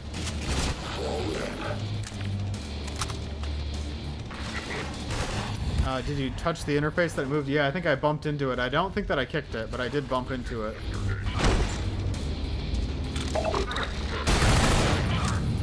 I'm so dead. Shadow Street to Overwatch. Reporting area clear. Proceed. I broke it.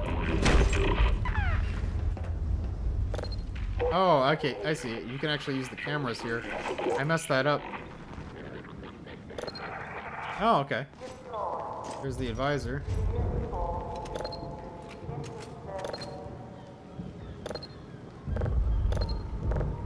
That's cool. I had this thought earlier. I know we're way past this, but at the very beginning, before the dropship crash, it'd be cool if you could see, like, the dropship coming. Like, if you could see out the window in the back of the dropship pod, like the whole of Nova Prospekt with the depot exploded. That would be a lot of work to make a scene like that. But it'd be really cool if you could actually see, and maybe you'd hear, like, oh, Overwatch says, like, the Citadel is going critical or something, and then the dropship crashes. I don't know. Gonna have to fix that. Yeah, it's only a minor bug. I wouldn't sweat it too much that the console knocked over like that. It didn't affect the gameplay. It is kind of funny though. Like, I wasn't expecting it to move.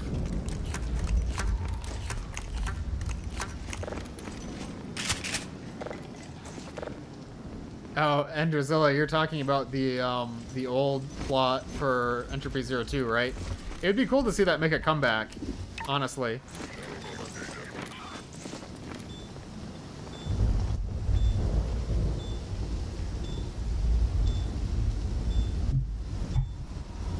Yeah, an animation for turning off after exploding. Oh, so does it have the motion disabled flag on it? Maybe did you set like a mass override? Because maybe it's like set to enable physics on touch or something. I don't know. I'd have to look at it. Okay, team, move in. The squad, the boys. Me and the gang. This is a lot of fun. Oh, that's like a low health line, right? That's cool, actually. That felt really natural. See, that's a great response line because it felt like a scripted line. It felt like the character was supposed to say that, but he only said that because my health was low. So, like, in another player's playthrough, it could be completely different. Expunge. Rank leaders deployed to internal high points. Deploy to internal high points. What are the high points?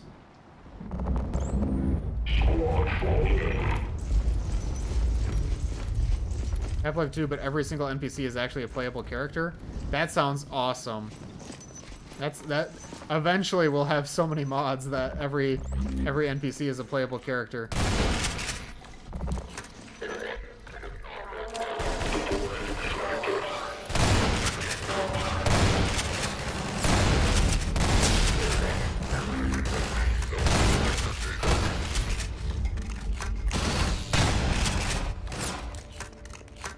Oh, I like the soundtrack here. It's very quiet. It's like in the background, you know? Like I almost didn't notice that it was there. But it's like good ambience. Halfway through, but you're a bird. I don't think I'd like that mod, actually.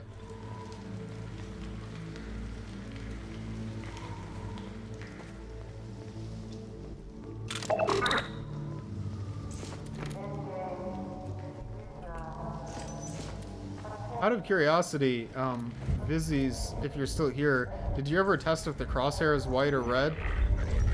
I am curious.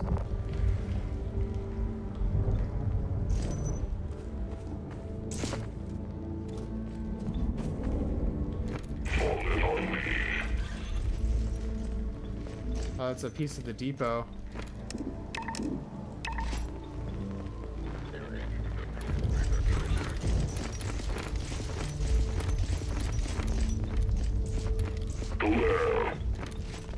I always thought it would be a fun idea for a map contest or community project. Give a playable short map mod for every NPC in a section for a retail map. That's such a good idea. I love that, actually. That's a great idea for like a Map Labs theme. I would be really excited for that. I made a Crosshair Workshop mod myself, so I can't really test. Can't you just like unsubscribe from the mod and like remove your custom folder? But that's okay. If anyone else could test it out, I'd really appreciate it, but if not, it's okay. Good example is the one Resistance holdout from episode 1. Which one is that? Is that the one where Barney was, where you meet Barney? Because that would be a really fun area. Yeah. Ooh, I love the design of this little section, like the lighting. This looks so Combine. Like, I mean, obviously, but you know, the way the materials, like, you can see the Combine added this wall here, and they cut away this wall, and the health station with the, it's just, this is nice. I like this. My heart will always ache for Griggs and Sheckley co-op. That would be a cool duo for co-op. You're right. They're like the Gina and Colette of episode 2.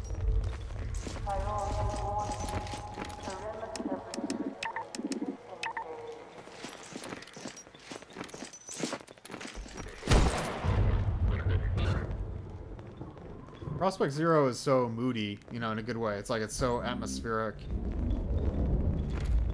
Ooh, what happened in here?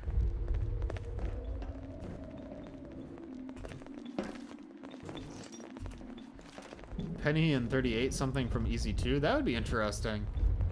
Like, you could do one with all of the cops from Chapter 0, telling a different story about each of them.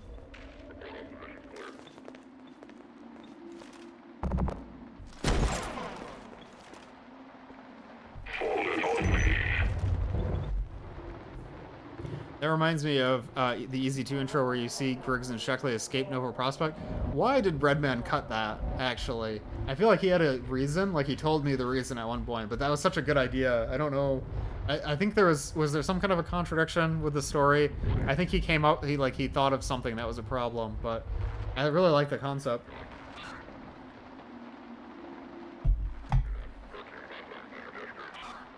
Depot Voluntold? Was that an old name of the of Chapter 1?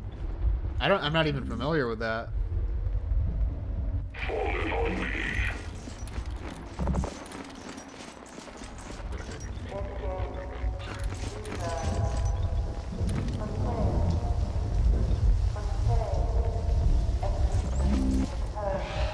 Oh no. Marv, I couldn't save that one. It's too late. Does this still count as saving my whole squad? Thinking about that redone Easy 1 manhack icon that was posted to the workshop earlier. Yeah, I might need that actually, because I had to recolor the manhack icon to white for the VR mod.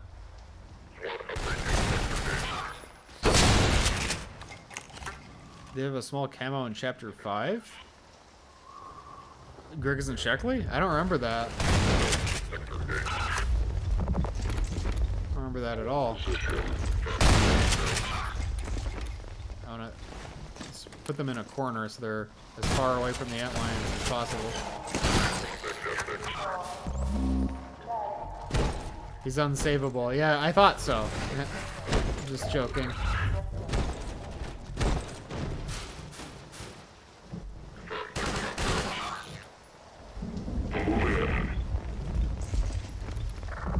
Oh, the advisor. Hold on, let me get some ammo first. Okay. Okay, this is just opening the door. I hope I didn't skip the dialogue with the advisor. I didn't mean to do that. I think it was just a brief appearance.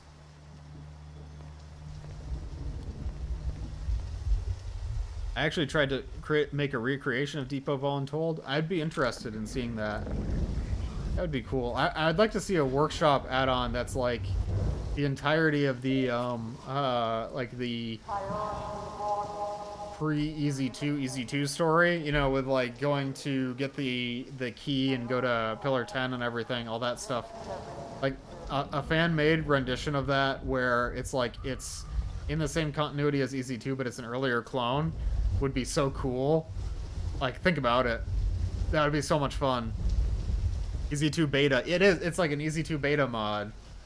Although, I mean, just like with the Half-Life 2 beta, that's not even remotely what the actual Easy 2 beta was. Stay on high alert. Mapping is pretty time-consuming. I'm surprised to see stuff like this. It's really cool to see such time spent in these beautiful maps. I agree.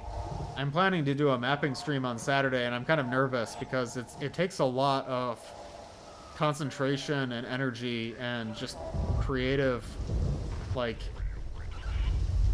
energy to make something like this. So I really appreciate all the time that Marv put into it. Entropy 02 Born Again.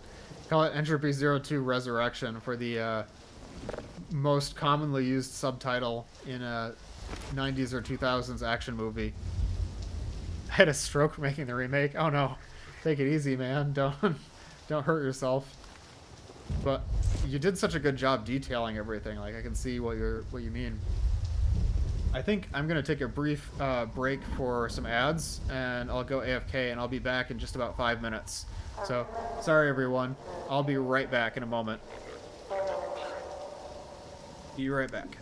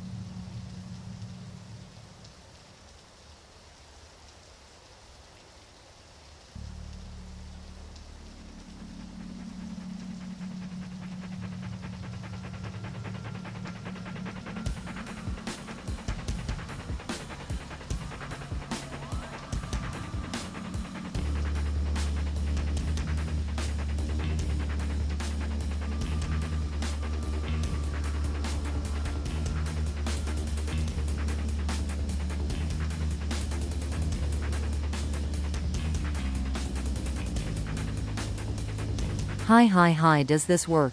Scar. 0. Easy 2 mod coming out summer 2047.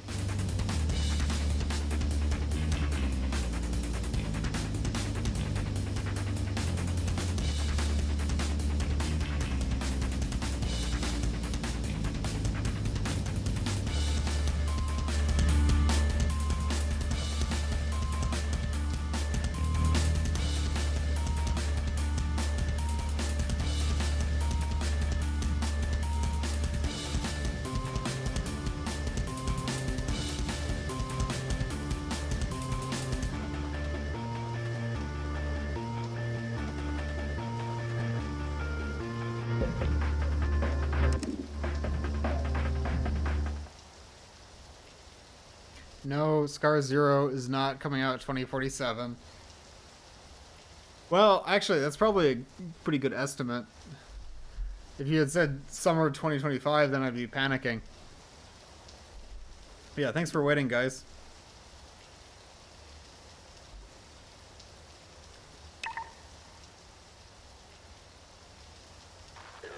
Me and the gang.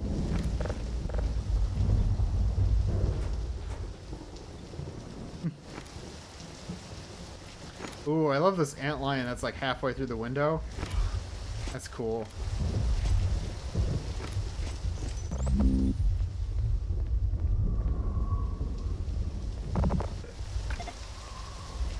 Is this... Wait, no, don't move in yet. I haven't seen any antlions come out of this hole. Is that one broken? Oh.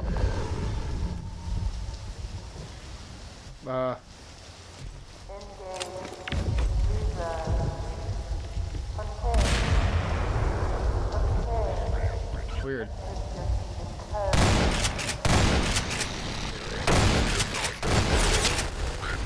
Oh, there's a limit. That's actually kind of cool. Like, you wouldn't want to spam too many antlions.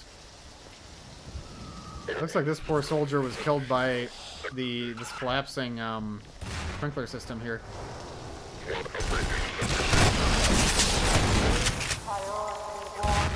Why don't the regular head crabs all form up on a single zombie? You mean like the poison head crabs? Or like the way they all climb on a poison zombie? I don't know. I guess that's just not their instincts, right?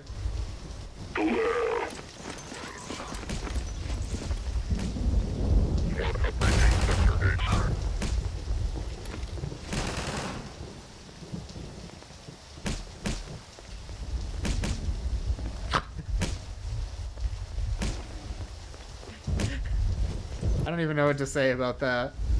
I don't have a joke on hand.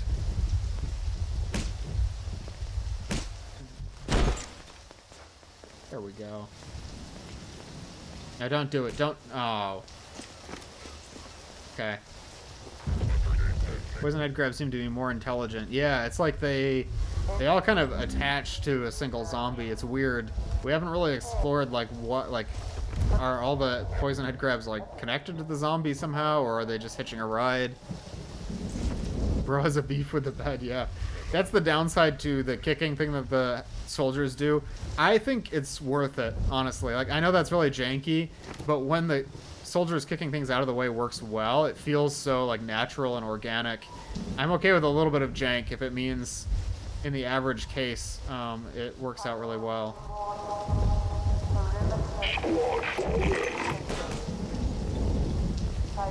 Sadly, Scarzir is getting cut short because he's the final boss of Axon Pariah and is getting killed in the bad ending.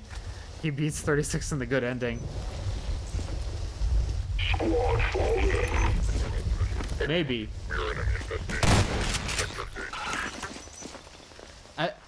The question on my mind for Scar Zero is whether or not I need to completely reevaluate like the story, because I have a certain plot arc in my head and I'm kind of attached to it, but I just don't think it works, you know? So I'm like, maybe I should go back to the drawing board, but I don't really want to go back to the drawing board.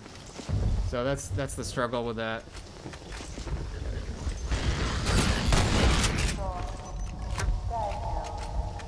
They really hate that one ragdoll. You mean the bed? I guess the bed is a ragdoll.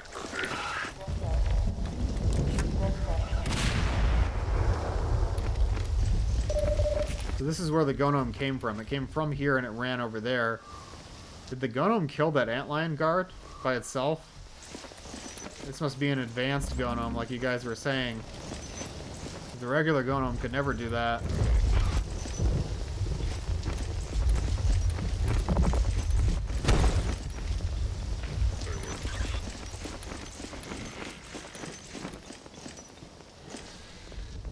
I had canon that Scar Zero is part of the team sent to investigate City 10. That would be kind of cool, actually. I don't know if I've thought of that before.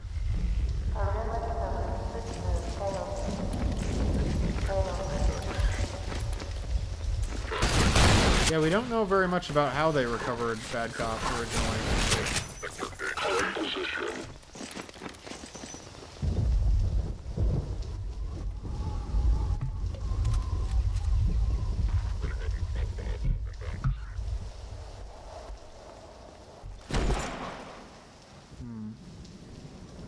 I like how the moon is framed in that hole in the ceiling.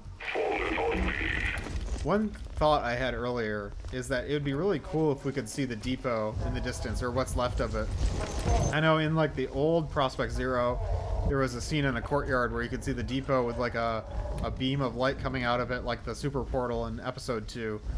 And I thought that was a really cool addition. One line from Breadman's wiki page: Pillar 10 alerted City 17 and a soldier squad finds Bad Cop. I did not know that, actually. I need to refresh my memory on some of Breadman's old lore, because that's kind of important. Did it say specifically it was a soldier squad? They could have sent assassins to recover him? Yeah. Oh, we've got a dead elite in there. You guys ready? I'm actually going to tell my squad to wait here, I think.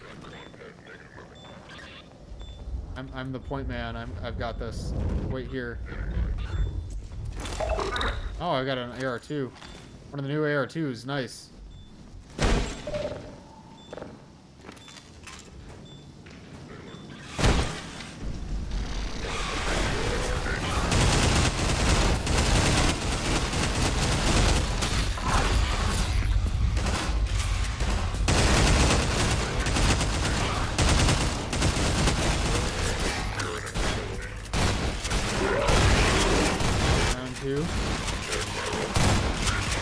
Oh, round two. Round two. That's a good line.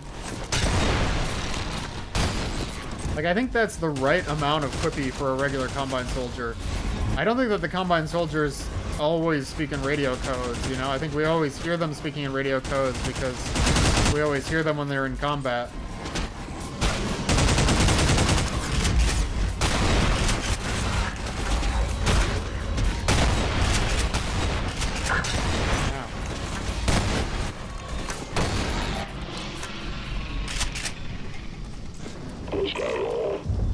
Is that all?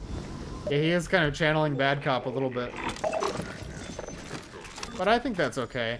That's one thing I really liked in Half-Life Alyx, is how the Charger and the Ordinal at the beginning of the game spoke normal English. Like they didn't need to always use the radio codes, because like when they're talking to Eli, they don't speak in Combine jargon. They just speak normal.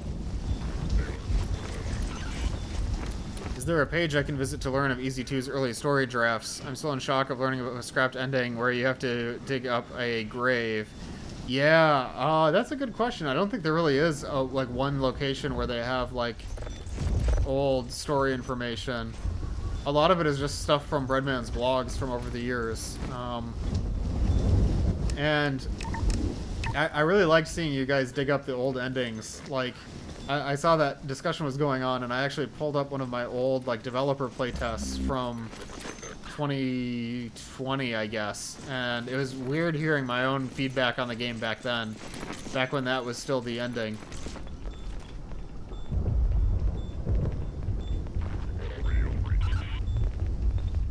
Oh wait, did the corpse have a blue badge? That's a good question. Don't close the shield wall yet. Wait.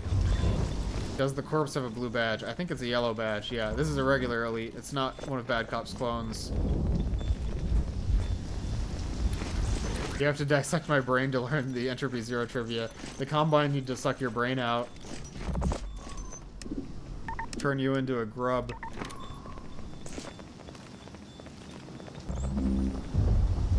Oh, this is gonna be another boss fight. Wait. Yeah, every time we see these security doors, we gotta figure there's gonna be a fight.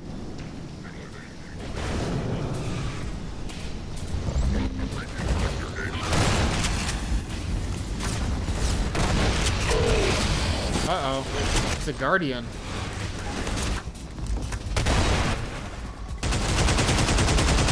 I forgot about that. Was that in the original Prospekt Zero remake? It might have been. Were the ghosts in the original Prospekt Zero remake? I don't remember the ghosts, but I could just be totally misremembering.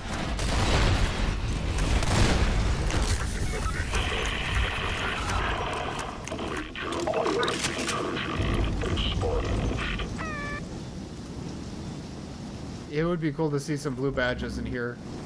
I guess that calls into question where we are in the timeline relative to EZ2. Like, have any of the blue badge elites, you know, bad cop, have the clones emerged yet? Or are they still sort of gestating in those odds? I don't know.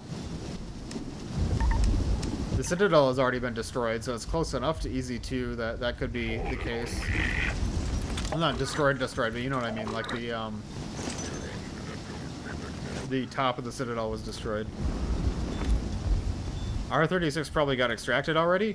I figured this was before 36 woke up, but actually you might be right. That's kind of making me question now.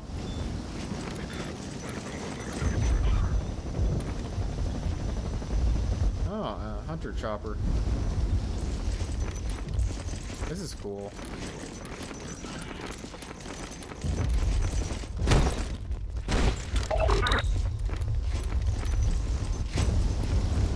I feel nervous that these shield walls are going to move and kill my squad mates. We're getting into a part of Prospekt Zero that I don't remember very well.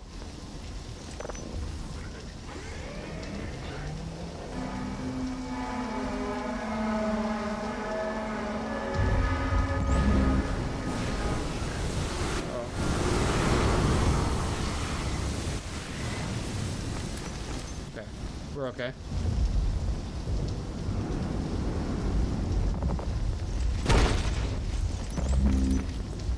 Oh, okay, I have to close the door behind me.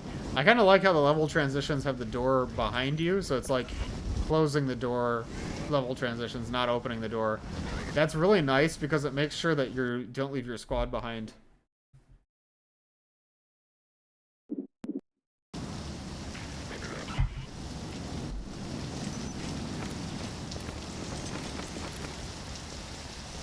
Ripcord. I think this is the last chapter. Marv, when do you think that Prospekt Zero takes place relative to EZ2? Is this after, oh no. Oh no, no. I think that guy's stuck. Is this after Bad Cop was extracted or before Bad Cop woke up?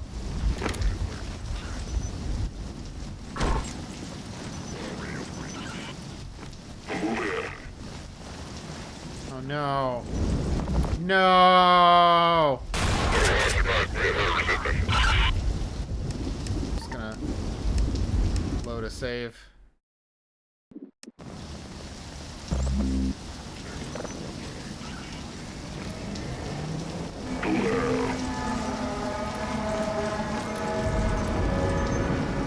The soldiers push him to the side and caused that during the transition. Oh.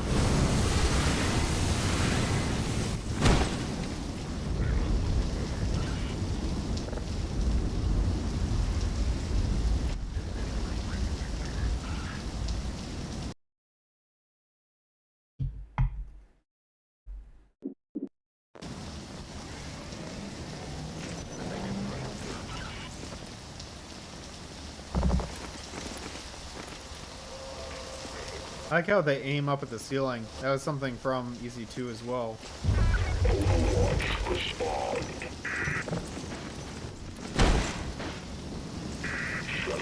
takes place before EZ2. So it's after the end of Half-Life 2, but before the beginning of EZ2, which puts it in a pretty tight window, right? I think that makes sense. So EZ2 probably begins, like, moments after Prospekt Zero ends.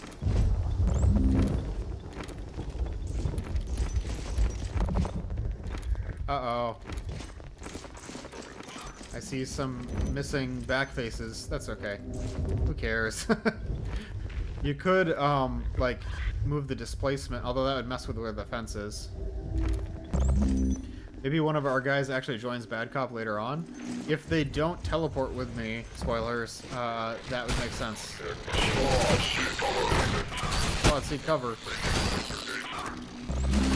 See, Shadow 3 is always focused on the squad. It's like, squad, seek cover.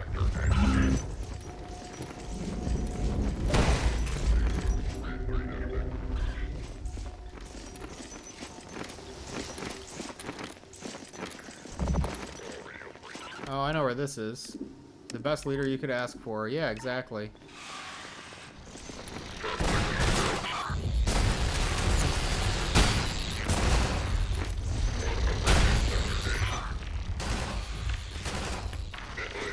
Who even threw that? Which one of you threw that grenade?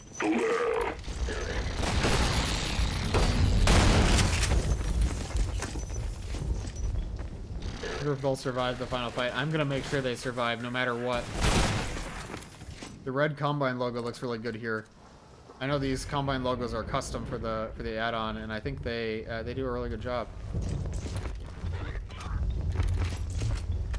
Actually, I'm just gonna do a big save.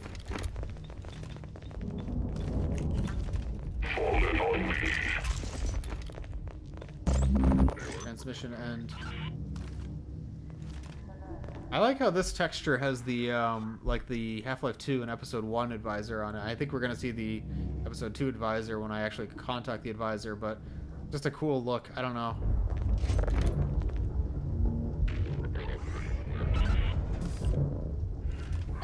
There it is. That's the same one that talked to Bad Cop.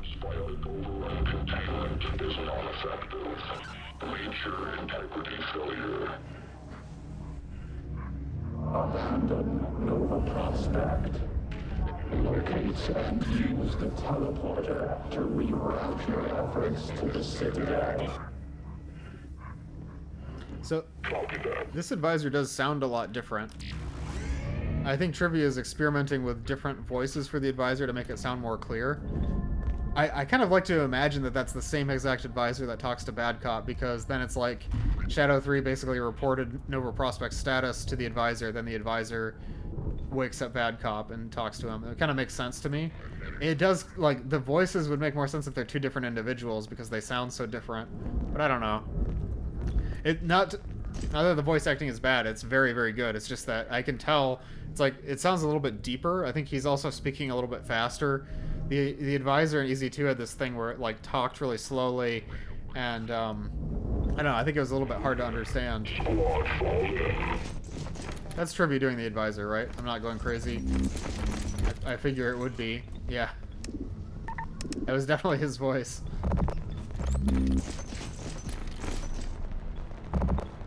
Wait, which way did I come from? I came from that way, so, like, where... What's over here?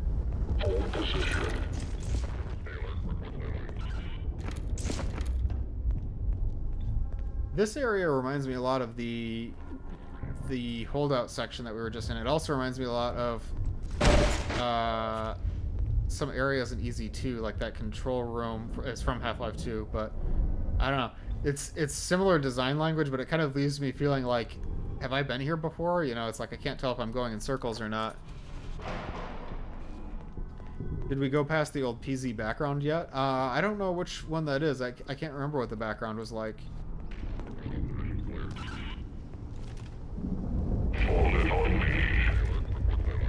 Soon.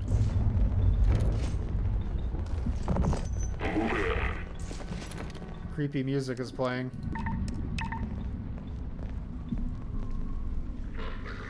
Used to keep prisoners here. Or stalkers.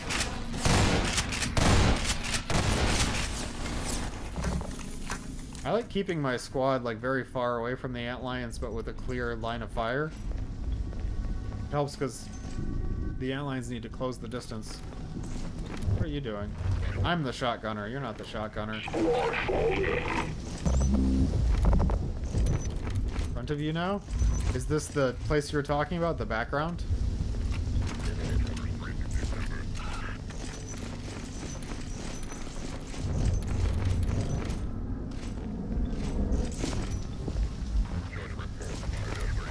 Cool.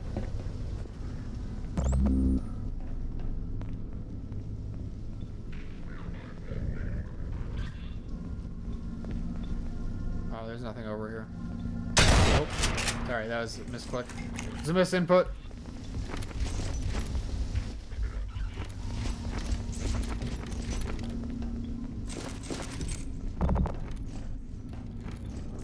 The NVG is starting to hurt my eyes a little bit, I'm gonna be honest. That's always the downside of this NVG and Entropy Zero is like it really is not nice on your eyes. Show Hammer 2 some respect. Shotgun bros gotta stick together. You're right, I'm sorry. Also, what was that?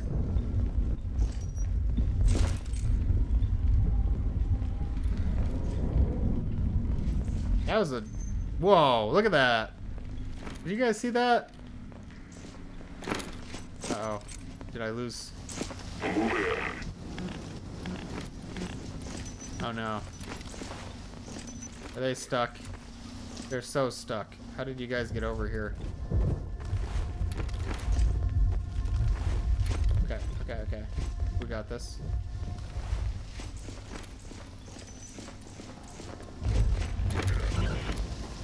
We can pat hunters. Where's the soldier hug update coming? It's just like Helldivers 2. I don't think the Combine soldiers give hugs, I'm gonna be honest. Oh, Helldivers is so good, but I got really frustrated yesterday because I've been excited to play the Super Earth missions for, you know, ever since they got announced, but, when I wanted to play, there was no one that I usually play with was playing.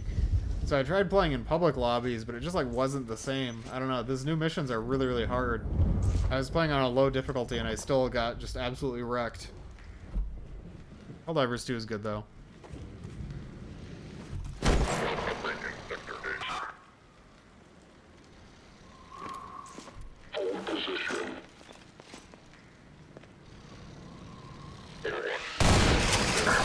Ow.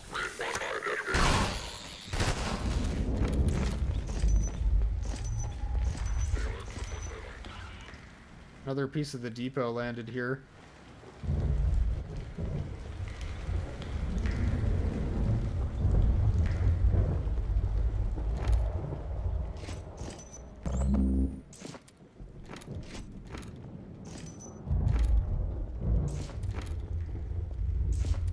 $36.50 uses the Borealis to change reality. Now all dynamic interactions are NPCs hugging each other. Actually, I would love to see a dynamic interaction of two rebels hugging each other. That'd be awesome. It's like we were talking about earlier, NPCs should have some cooperative dynamic interactions. Besides just, like, seagulls? I guess it makes sense to hear seagulls in Nova Prospekt. We're right by the coast. I just don't really think about it. The Combine would have a field day with Super Earth. I feel like the Combine, like, out of all the factions in Helldivers, well, I guess they're most like the automatons. I was gonna say they're most like Super Earth, but it's not entirely true. I saw, like, maybe it was a Reddit post or something, or somebody on YouTube was suggesting for, if they're gonna add a fourth enemy faction in Helldivers, they should make it their own spin on Planet of the Apes and have a chimpanzee faction. And that idea just stuck with me because it's so completely insane, but it makes so much sense for Helldivers. Like, wouldn't that work really well? Maybe I'm crazy. Hug dynamic interaction restores 50% health, restores NPC morale. I mean, maybe a dynamic interaction for an NPC healing another NPC would be, like, legitimately a good idea.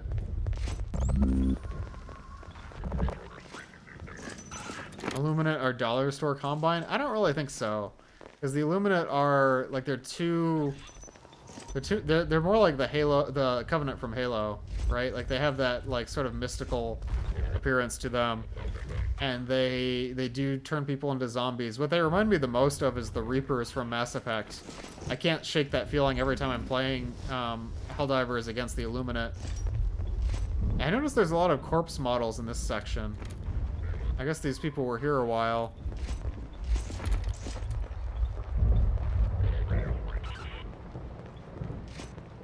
This goes hard. Screenshot which area? Oh, wait. Marv, I almost missed this cache.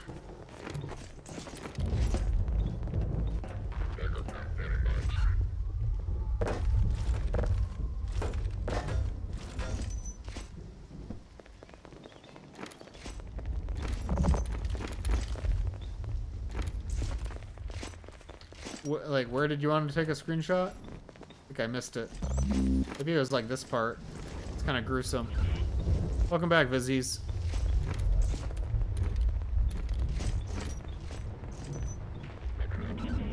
I can't believe the soldiers can fit through these enclosed spaces. You did a really good job with the pathfinding, Marv.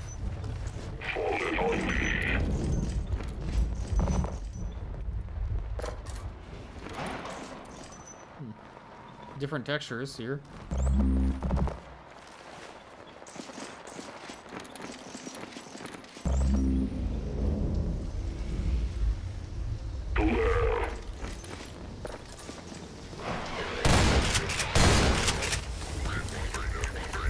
The G-mount wall textures.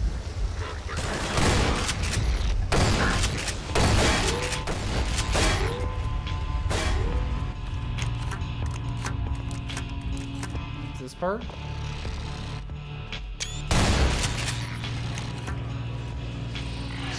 I love when the guys take cover around entrances. I love that too. That was something I enjoyed so much in Entropy 02. That was, if I remember correctly, that was one of the first things that Blixabon helped us with, was setting those up way, way, way back, like 2018, I'm talking.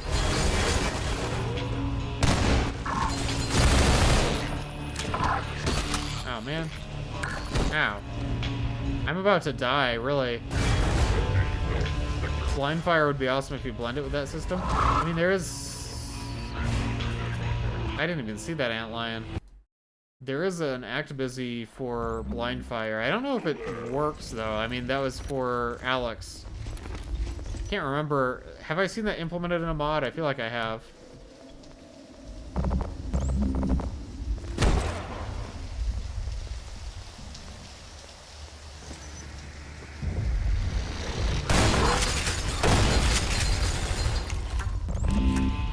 I don't think that soldier is shooting at anything.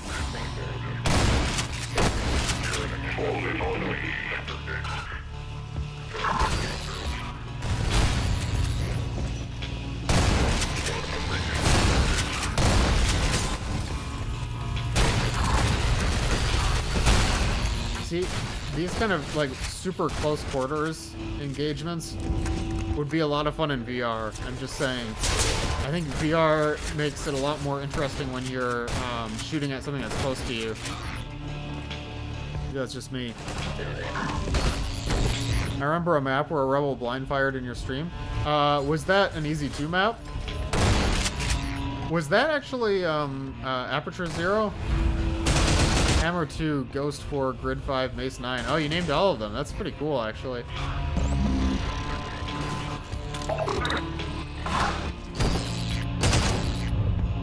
Did that antlion just disappear? Was that just me? Did anybody else see that?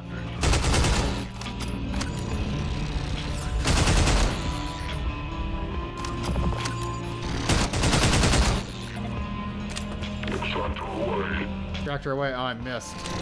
That would have been so cool if I hadn't missed. Ah, no. No! Why? Oh, thank you. Thanks for that grenade.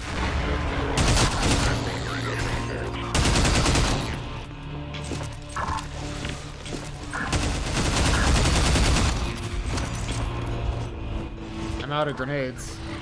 What have I done? Ow. That's ridiculous.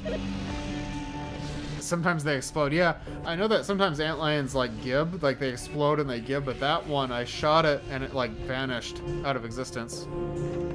Should be a tradition to name every NPC Combine S target names with a unique code name.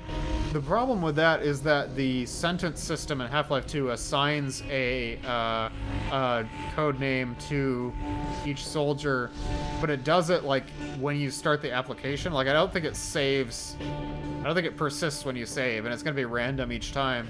So if you name them different code names, they will self-identify as other code names. The only way to have them actually have individual names is if you had a separate response system for each of them, which would be a ridiculous amount of work and probably not worth it. But I'm just saying, would be really cool if every single one had their own voice. I think that would work better for a squad of rebels, being honest. I mean, I feel like the Combine soldiers are supposed to be kind of uniform. They're supposed to all sound the same and say the same things, but like if you had a squad of rebels and each of them had their own name and their own like complete separate dialogue tree, but they could still die over the course of normal gameplay, I think that'd be a lot of fun. It's like a semi-roguelike thing. Roguelike.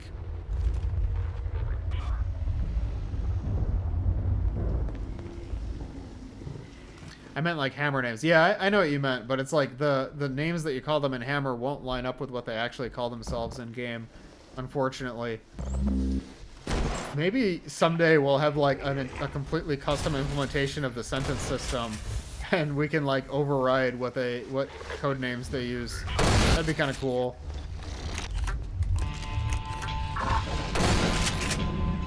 Is that already in map base? No, I think I'm having another brain fog moment. I'm sorry, guys. I think I vaguely remember Blix was working on something like that.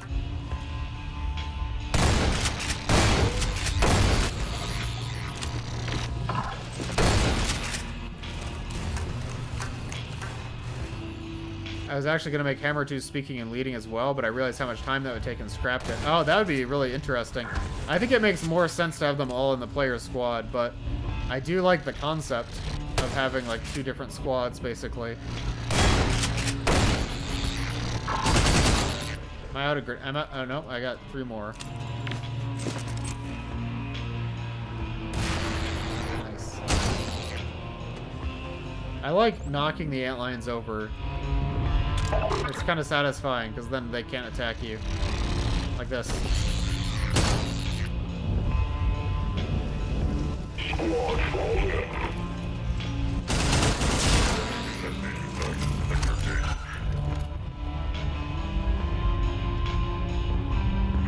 I believe one of Danskart's maps has a leader NPC who leads NPCs alongside you, but I imagine it being a lot of work for it to work correctly. Yeah, it is. And then it's like you gotta make sure that they don't leave the player behind, or don't get stuck, or don't get the player stuck.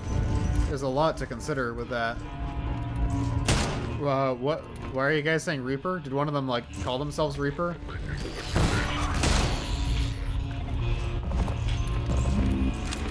Oh, I think I already blew that one up.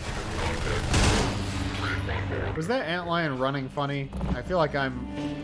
This looks just like the area where Gordon fought off all the Combine. I think it's a different area, but it's like... In classic Prospekt Zero style, it's like echoing that area. It might be the same exact spot, actually. Marv, is this the same spot where Gordon and Alex held off the Combine with the turrets? It is the same spot. Okay. I'm not crazy. Yeah. And now we get to do it instead. That's why I can't pick up this turret. Let's see, where should I go to hold out while we wait for the door to open? I definitely want the soldiers to be... That's kind of weird. I want the soldiers to be safe. Maybe I'll put them in one of the cells. Not that one.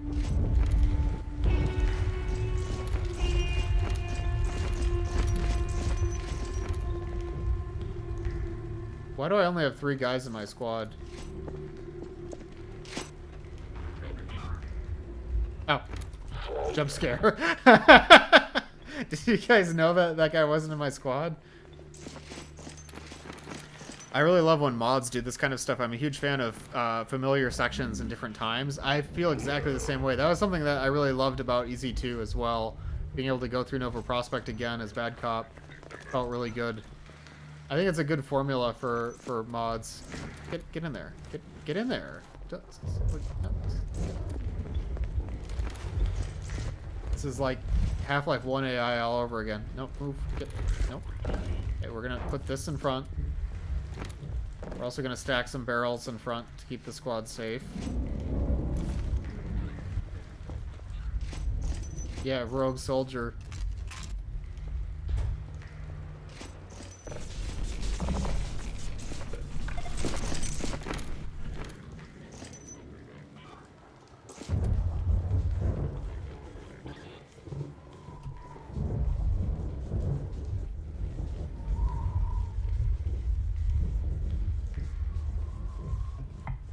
Yeah, I always expect there to be a holdout section here. I kind of remembered too late that there isn't, because we already held out here as Gordon. Oops.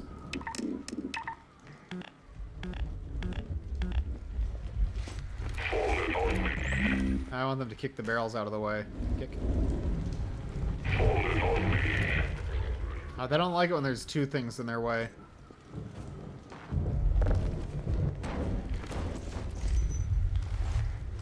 Now I think the node, yeah, the node links got deactivated, so they're gonna have to. Okay, there we go. Oh no! Get out! Get out!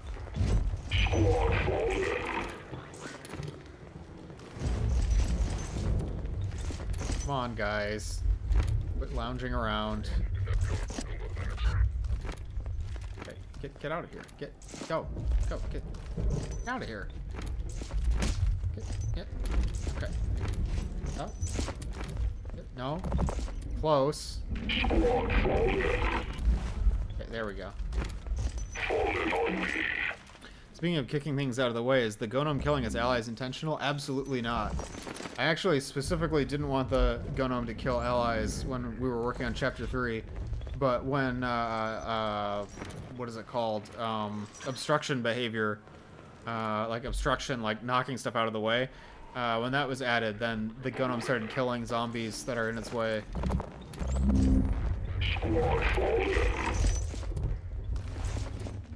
You know, it is what it is.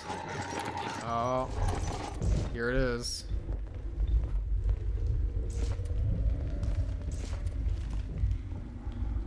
Yeah, and it's specifically not supposed to kill zombies to do that, actually, which is kind of weird. I think, yeah, it's like you're saying, it's because it can't identify those gibs as being from a zombie that it's able to eat them.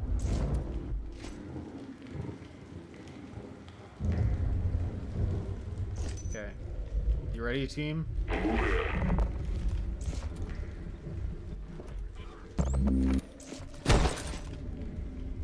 Maybe I need a big save here. One of your SMG soldiers got eaten last time. Watch out. Yeah, I need the whole squad to survive. And now I wonder if these are supposed to be Zombine, or if this is like what happened to Combine soldiers and they just look like Zombine because they were so badly mangled. I think they probably were Zombine. Ominous. There it is.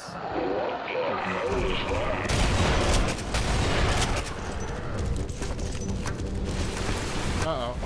That's a lot of head crabs. Oh no.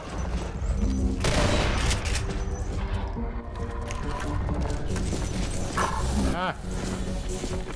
Oh no. I'm locked in.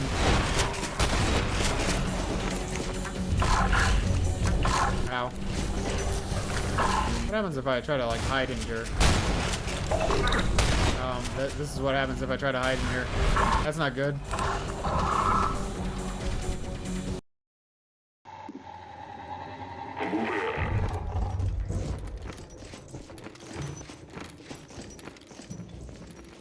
I'm gonna let the squad join the battle this time. Yeah, Gonome has hands.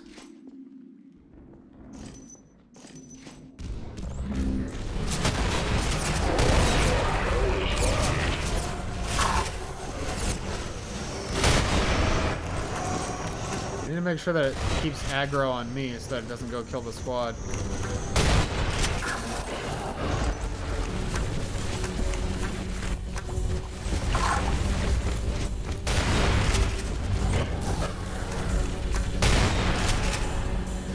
Yeah, I think it's specifically targeting those head crabs because they're in its way.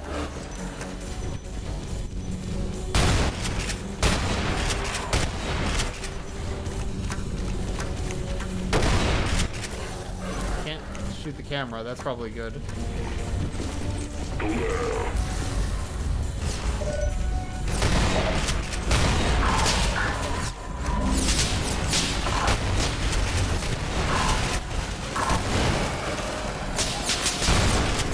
No.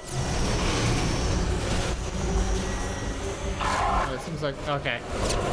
I took too long to watch what was happening, and a head crab killed me.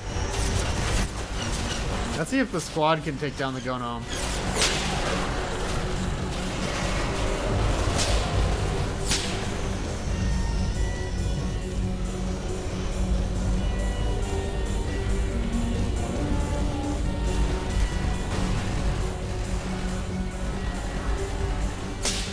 Oh, there goes one. I've seen one video where a head crab was in its way for a bit, so it deliberately walked behind the crab until it stopped moving. That doesn't seem right. I believe the Gmod add-on that recreates DI as an option for player. Oh, dynamic interactions. That's interesting.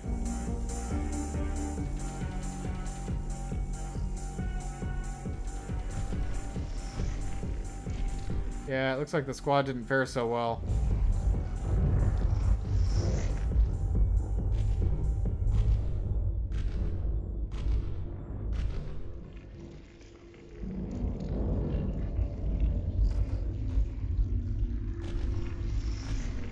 It's gonna make some head crabs next, I think.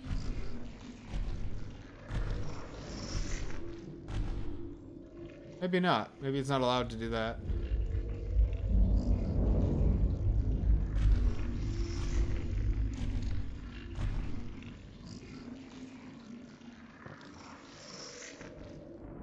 Shadow 3 is the only one that can take him, take on the Gonome aside from Bad Cop.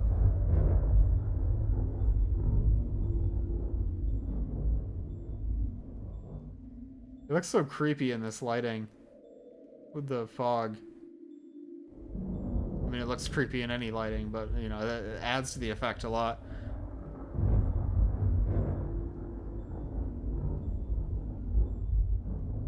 Yeah, I don't think it's gonna make any head crabs. That's okay.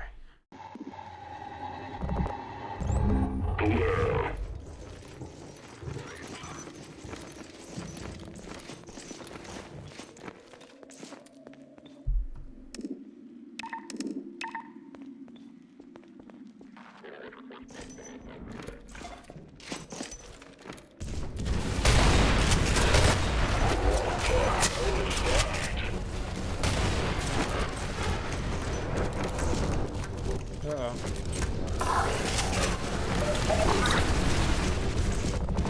What happened to that head crab?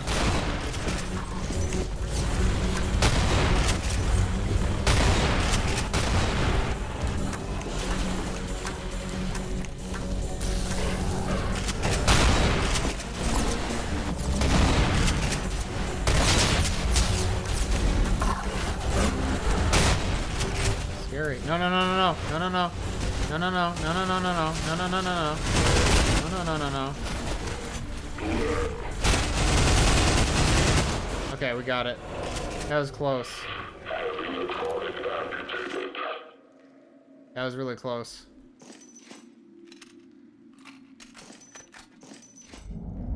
When I fought this Gonome, it eventually just went into a corner and resorted to spitting every time I got into its sight. I bet it was because it was injured.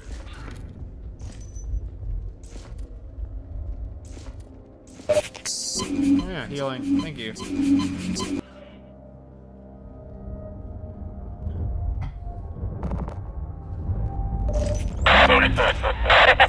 We did it. I like this track being used in the aftermath of a big fight. We get to see some Zen infestation under Nova Prospekt. That's kind of cool. This looks like the kind of environment that headcrabs would burrow in. It's almost like a headcrab nest.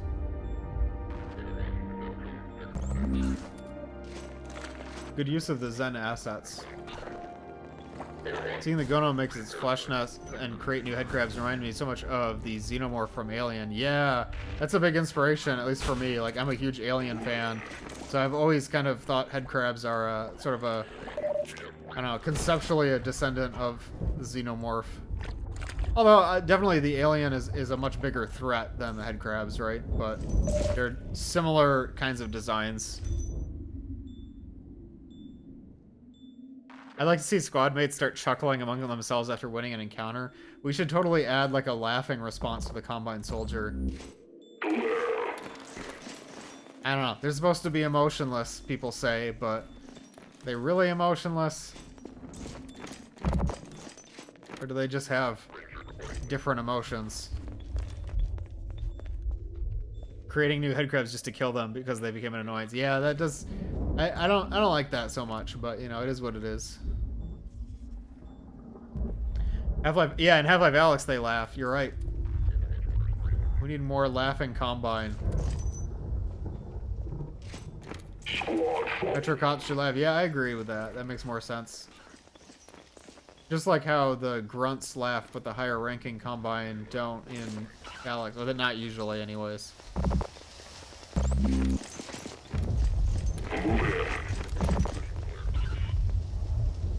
There's the depot. Wait. Finally, we get to see the burning depot. I wish we could have gotten a glimpse of it earlier. That was something I was going to talk about before. I wish through some of these like holes in the ceiling, we could have seen the depot burning in the distance. I think that would have been neat. But I like seeing it here. Ordinal and suppressor laughs are so freaky. I agree. We're almost there. This is the room where they confronted Mossman. It's so cool to see it like destroyed.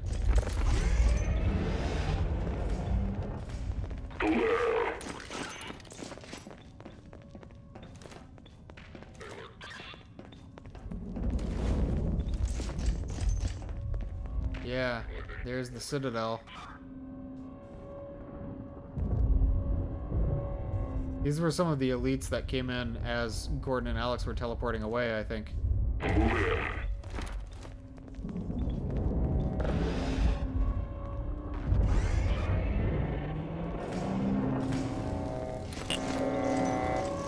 Activate the first console.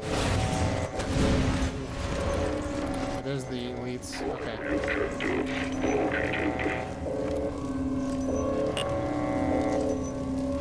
How do we get the rest of the squad in the... Let's see. I only see... Wait, where's the fourth guy? Oh yeah, they're all in there, except for that shotgunner. Okay. Make sure you get in the teleporter.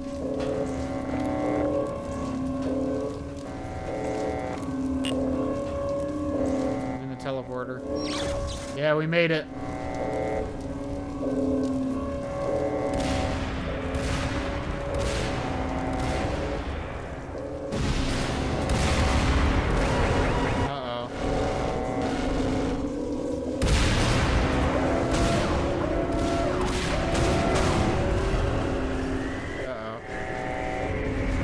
Well played. Prospekt Zero Remake.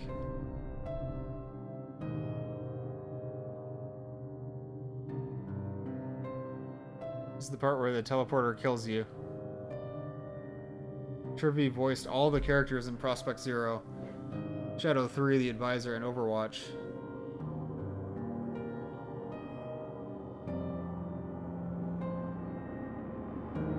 Yeah, it's kind of funny how many different characters and mods have gone through that teleporter now. Like, first Gordon and Alex, well, first Mossman and Eli, but then Gordon and Alex, and then Adrian, and now Shadow 3.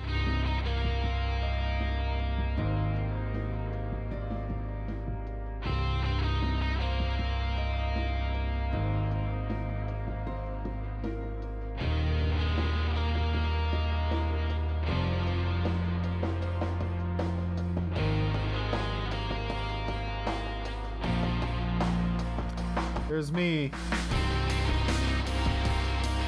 I appreciate being credited like that. I don't know if I did enough to warrant it, but I appreciate it.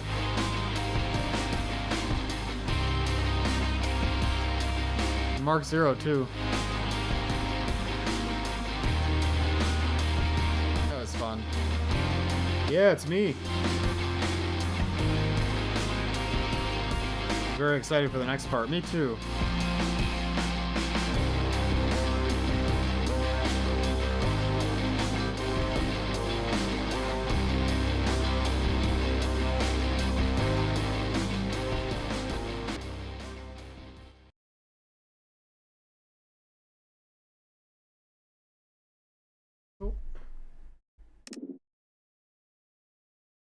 You know, I just thought it would be cool if there was a custom main menu background that you transition to at the end. I just realized you could do that because it's like how MapLab's entries do it, where you end the map with disconnect, and then you put in a semicolon, and then you'd say map background and put in the background map name. That'd be neat as like a kind of a post credits. But anyways, really good. Thank you for the update, Marv. It's been a lot of fun playing that. I would highly recommend anybody play Prospekt Zero. I really liked it.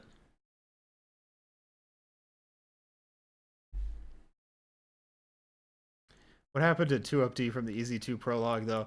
You know, what's funny is at one point, I wanted to test running two instances of VR chat from the same room. I had a laptop and I had my PC, and so I made an alt account called 2UpD for that reason, because I was like, I just need to log in 2 times.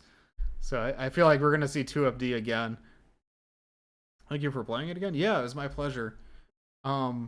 For my thoughts on my replay of Prospekt Zero, I'm really interested to see if there will be another part.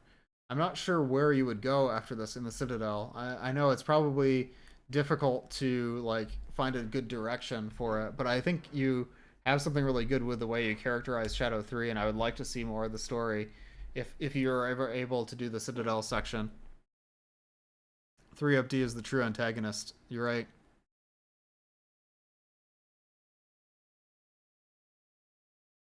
Did you ever figure out why Dumbass One Real uses your voice? Wait. Is that the target name of a cop in Chapter 0? I don't know exactly what you're referring to. Is that one of the Chapter 0 cops? I don't know.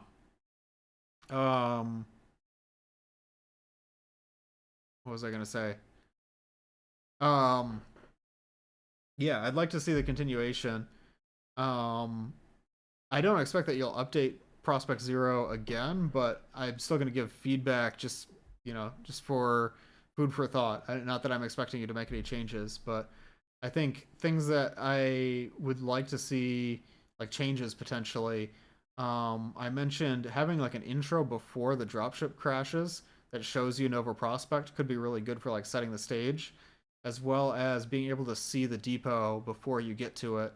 I think maybe you changed that because it looked too like conspicuous or something. Like you didn't want to show the portal coming out of the depot or something like that. But I really liked the way the depot with the portal coming out of it looked in the original Prospekt Zero, and I was sad that it got removed.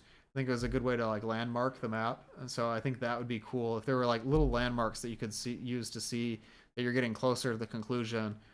Another thing I would have liked to see that I kind of just thought of just playing through that ending now is it'd be neat if before you go to the teleporter, if there was a little scene where you actually start the cloning machine for Bad Cop, like maybe the advisor tells you to like go release the PCUs, the privileged cognitive units, and then you go in the teleporter after that, because then it would tie over to EZ2, and that would make sense that the advisor would tell you to do that. Really random suggestion there, but that just like came to me as like a way to like cross it over more. I really like the ghost stuff. I wish I understood better why the NVG cut out when it did, but like the ghost section was really neat. Start mass producing the malicious cop. Yeah, exactly. Locomotive is a good mod. Wait, what was, I missed a message. My favorite use of post-credit disconnect stuff is that one horror map with the child from Map Labs. Locomotive I thought was a mod. I know the map that you're talking about. Like there was that one like Halloween horror map that was about the family that got turned into stalkers. What was that called? I'm drawing a blank, but I know exactly what you're talking about. Marv said chapter 2 will be going inside the Citadel, but that's if I get to work on it again. Yeah, I know it must be daunting to start on a second part, but I'm really curious to see where the story goes. Locomotive is a mod, but it's a single map mod. It does the disconnect play menu map for an epilogue. Oh, that's cool. I didn't know that.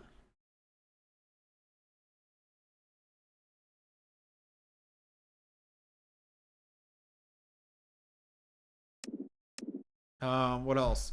Oh, I wanted to comment on the red HUD. Um, that's something that is frustrating to me because I think it looks good, first of all, but it is like kind of irritating that I'm going to launch Cold Signal. When you change the HUD, it changes for all maps. And so the problem is that changing the HUD means that Prospekt Zero Remake isn't compatible with other mods or with the base game. You basically have to install Prospekt Zero.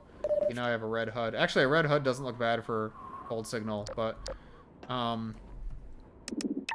the red HUD always sticks around. Wow, I haven't seen one of these in a long time. So, like, one thing that I thought about doing at one point was compiling a list of add-ons that are compatible with the main game that I think everyone should subscribe to, like sort of a canonical list of all the maps that are like story focused and they're good add-ons with extra content.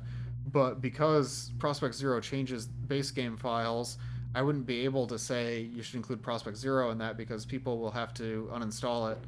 The other thing is that I know people are going to subscribe to Prospekt Zero Remake and then report a bug that's like, oh, the HUD is red. Why is my HUD red? And it's hard to tell them, like, oh, it's because you installed a mod. They'll be like, no, I didn't install any HUD mods. I only installed maps. And it's like, well, you installed a map that changes the HUD. I wish there was a better way to change the HUD color because as it is, like, that is just kind of problematic. But we'll see what happens. I mean, I understand that the description says you have to uninstall or you have to unsubscribe from Prospekt Zero Remake when you're done playing it. So I think, you know, you at least did your due diligence with the description, and we'll see how many reports we get from that.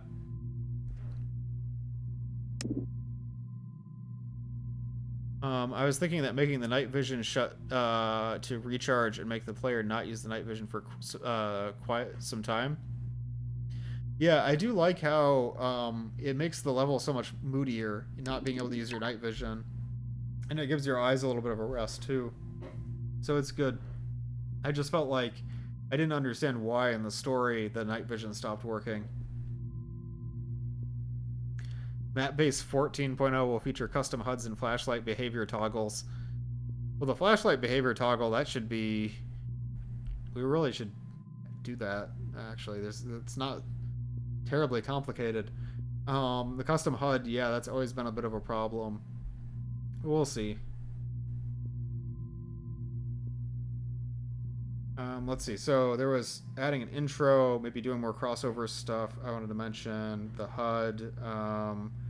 I think that's just about everything that I had mentioned. I think the map might get a little bit repetitive just because there's so many areas that look similar, and it was hard for me to tell when a place was the same place I'd been, like near the very end of Prospekt Zero, versus a place that's similar, like the showers at the beginning. But I think it has enough variety to stay fun through the whole playtime, and I really liked the Gnome section at the end. I liked the ghost part where you mixed it up. I liked fighting the Zombigants to turn on the generator. It was cool.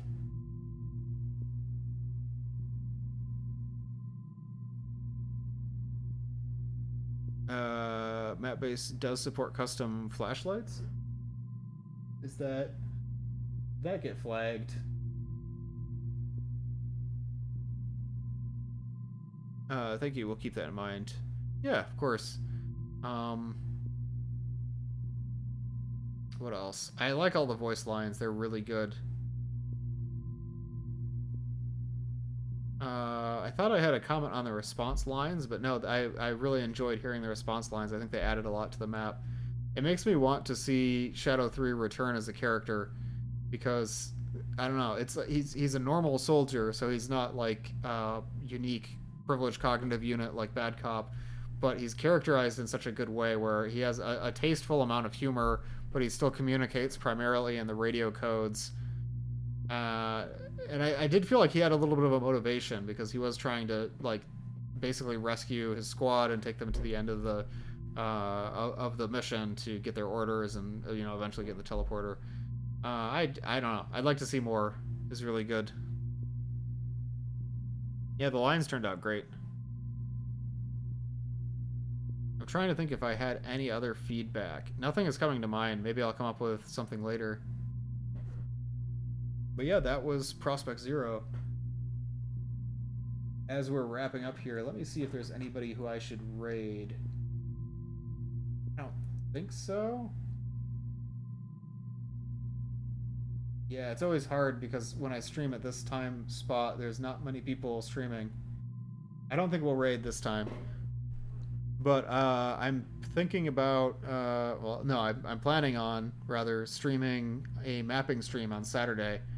I'm a little bit nervous because I haven't done a mapping stream in a long time, and I've had a lot of trouble getting my creativity working for the Scar Zero add-on. But maybe playing Prospekt Zero will help, because now I have seen what it looks like when you make a really good Combine Soldier focused custom map, so maybe that will give me the inspiration I need. Other than that, thank you everyone for watching. It's been a lot of fun, and I hope you have a good rest of your evening. I guess that will wrap it up for now, so hopefully see you on Saturday, and bye for now. Bye-bye.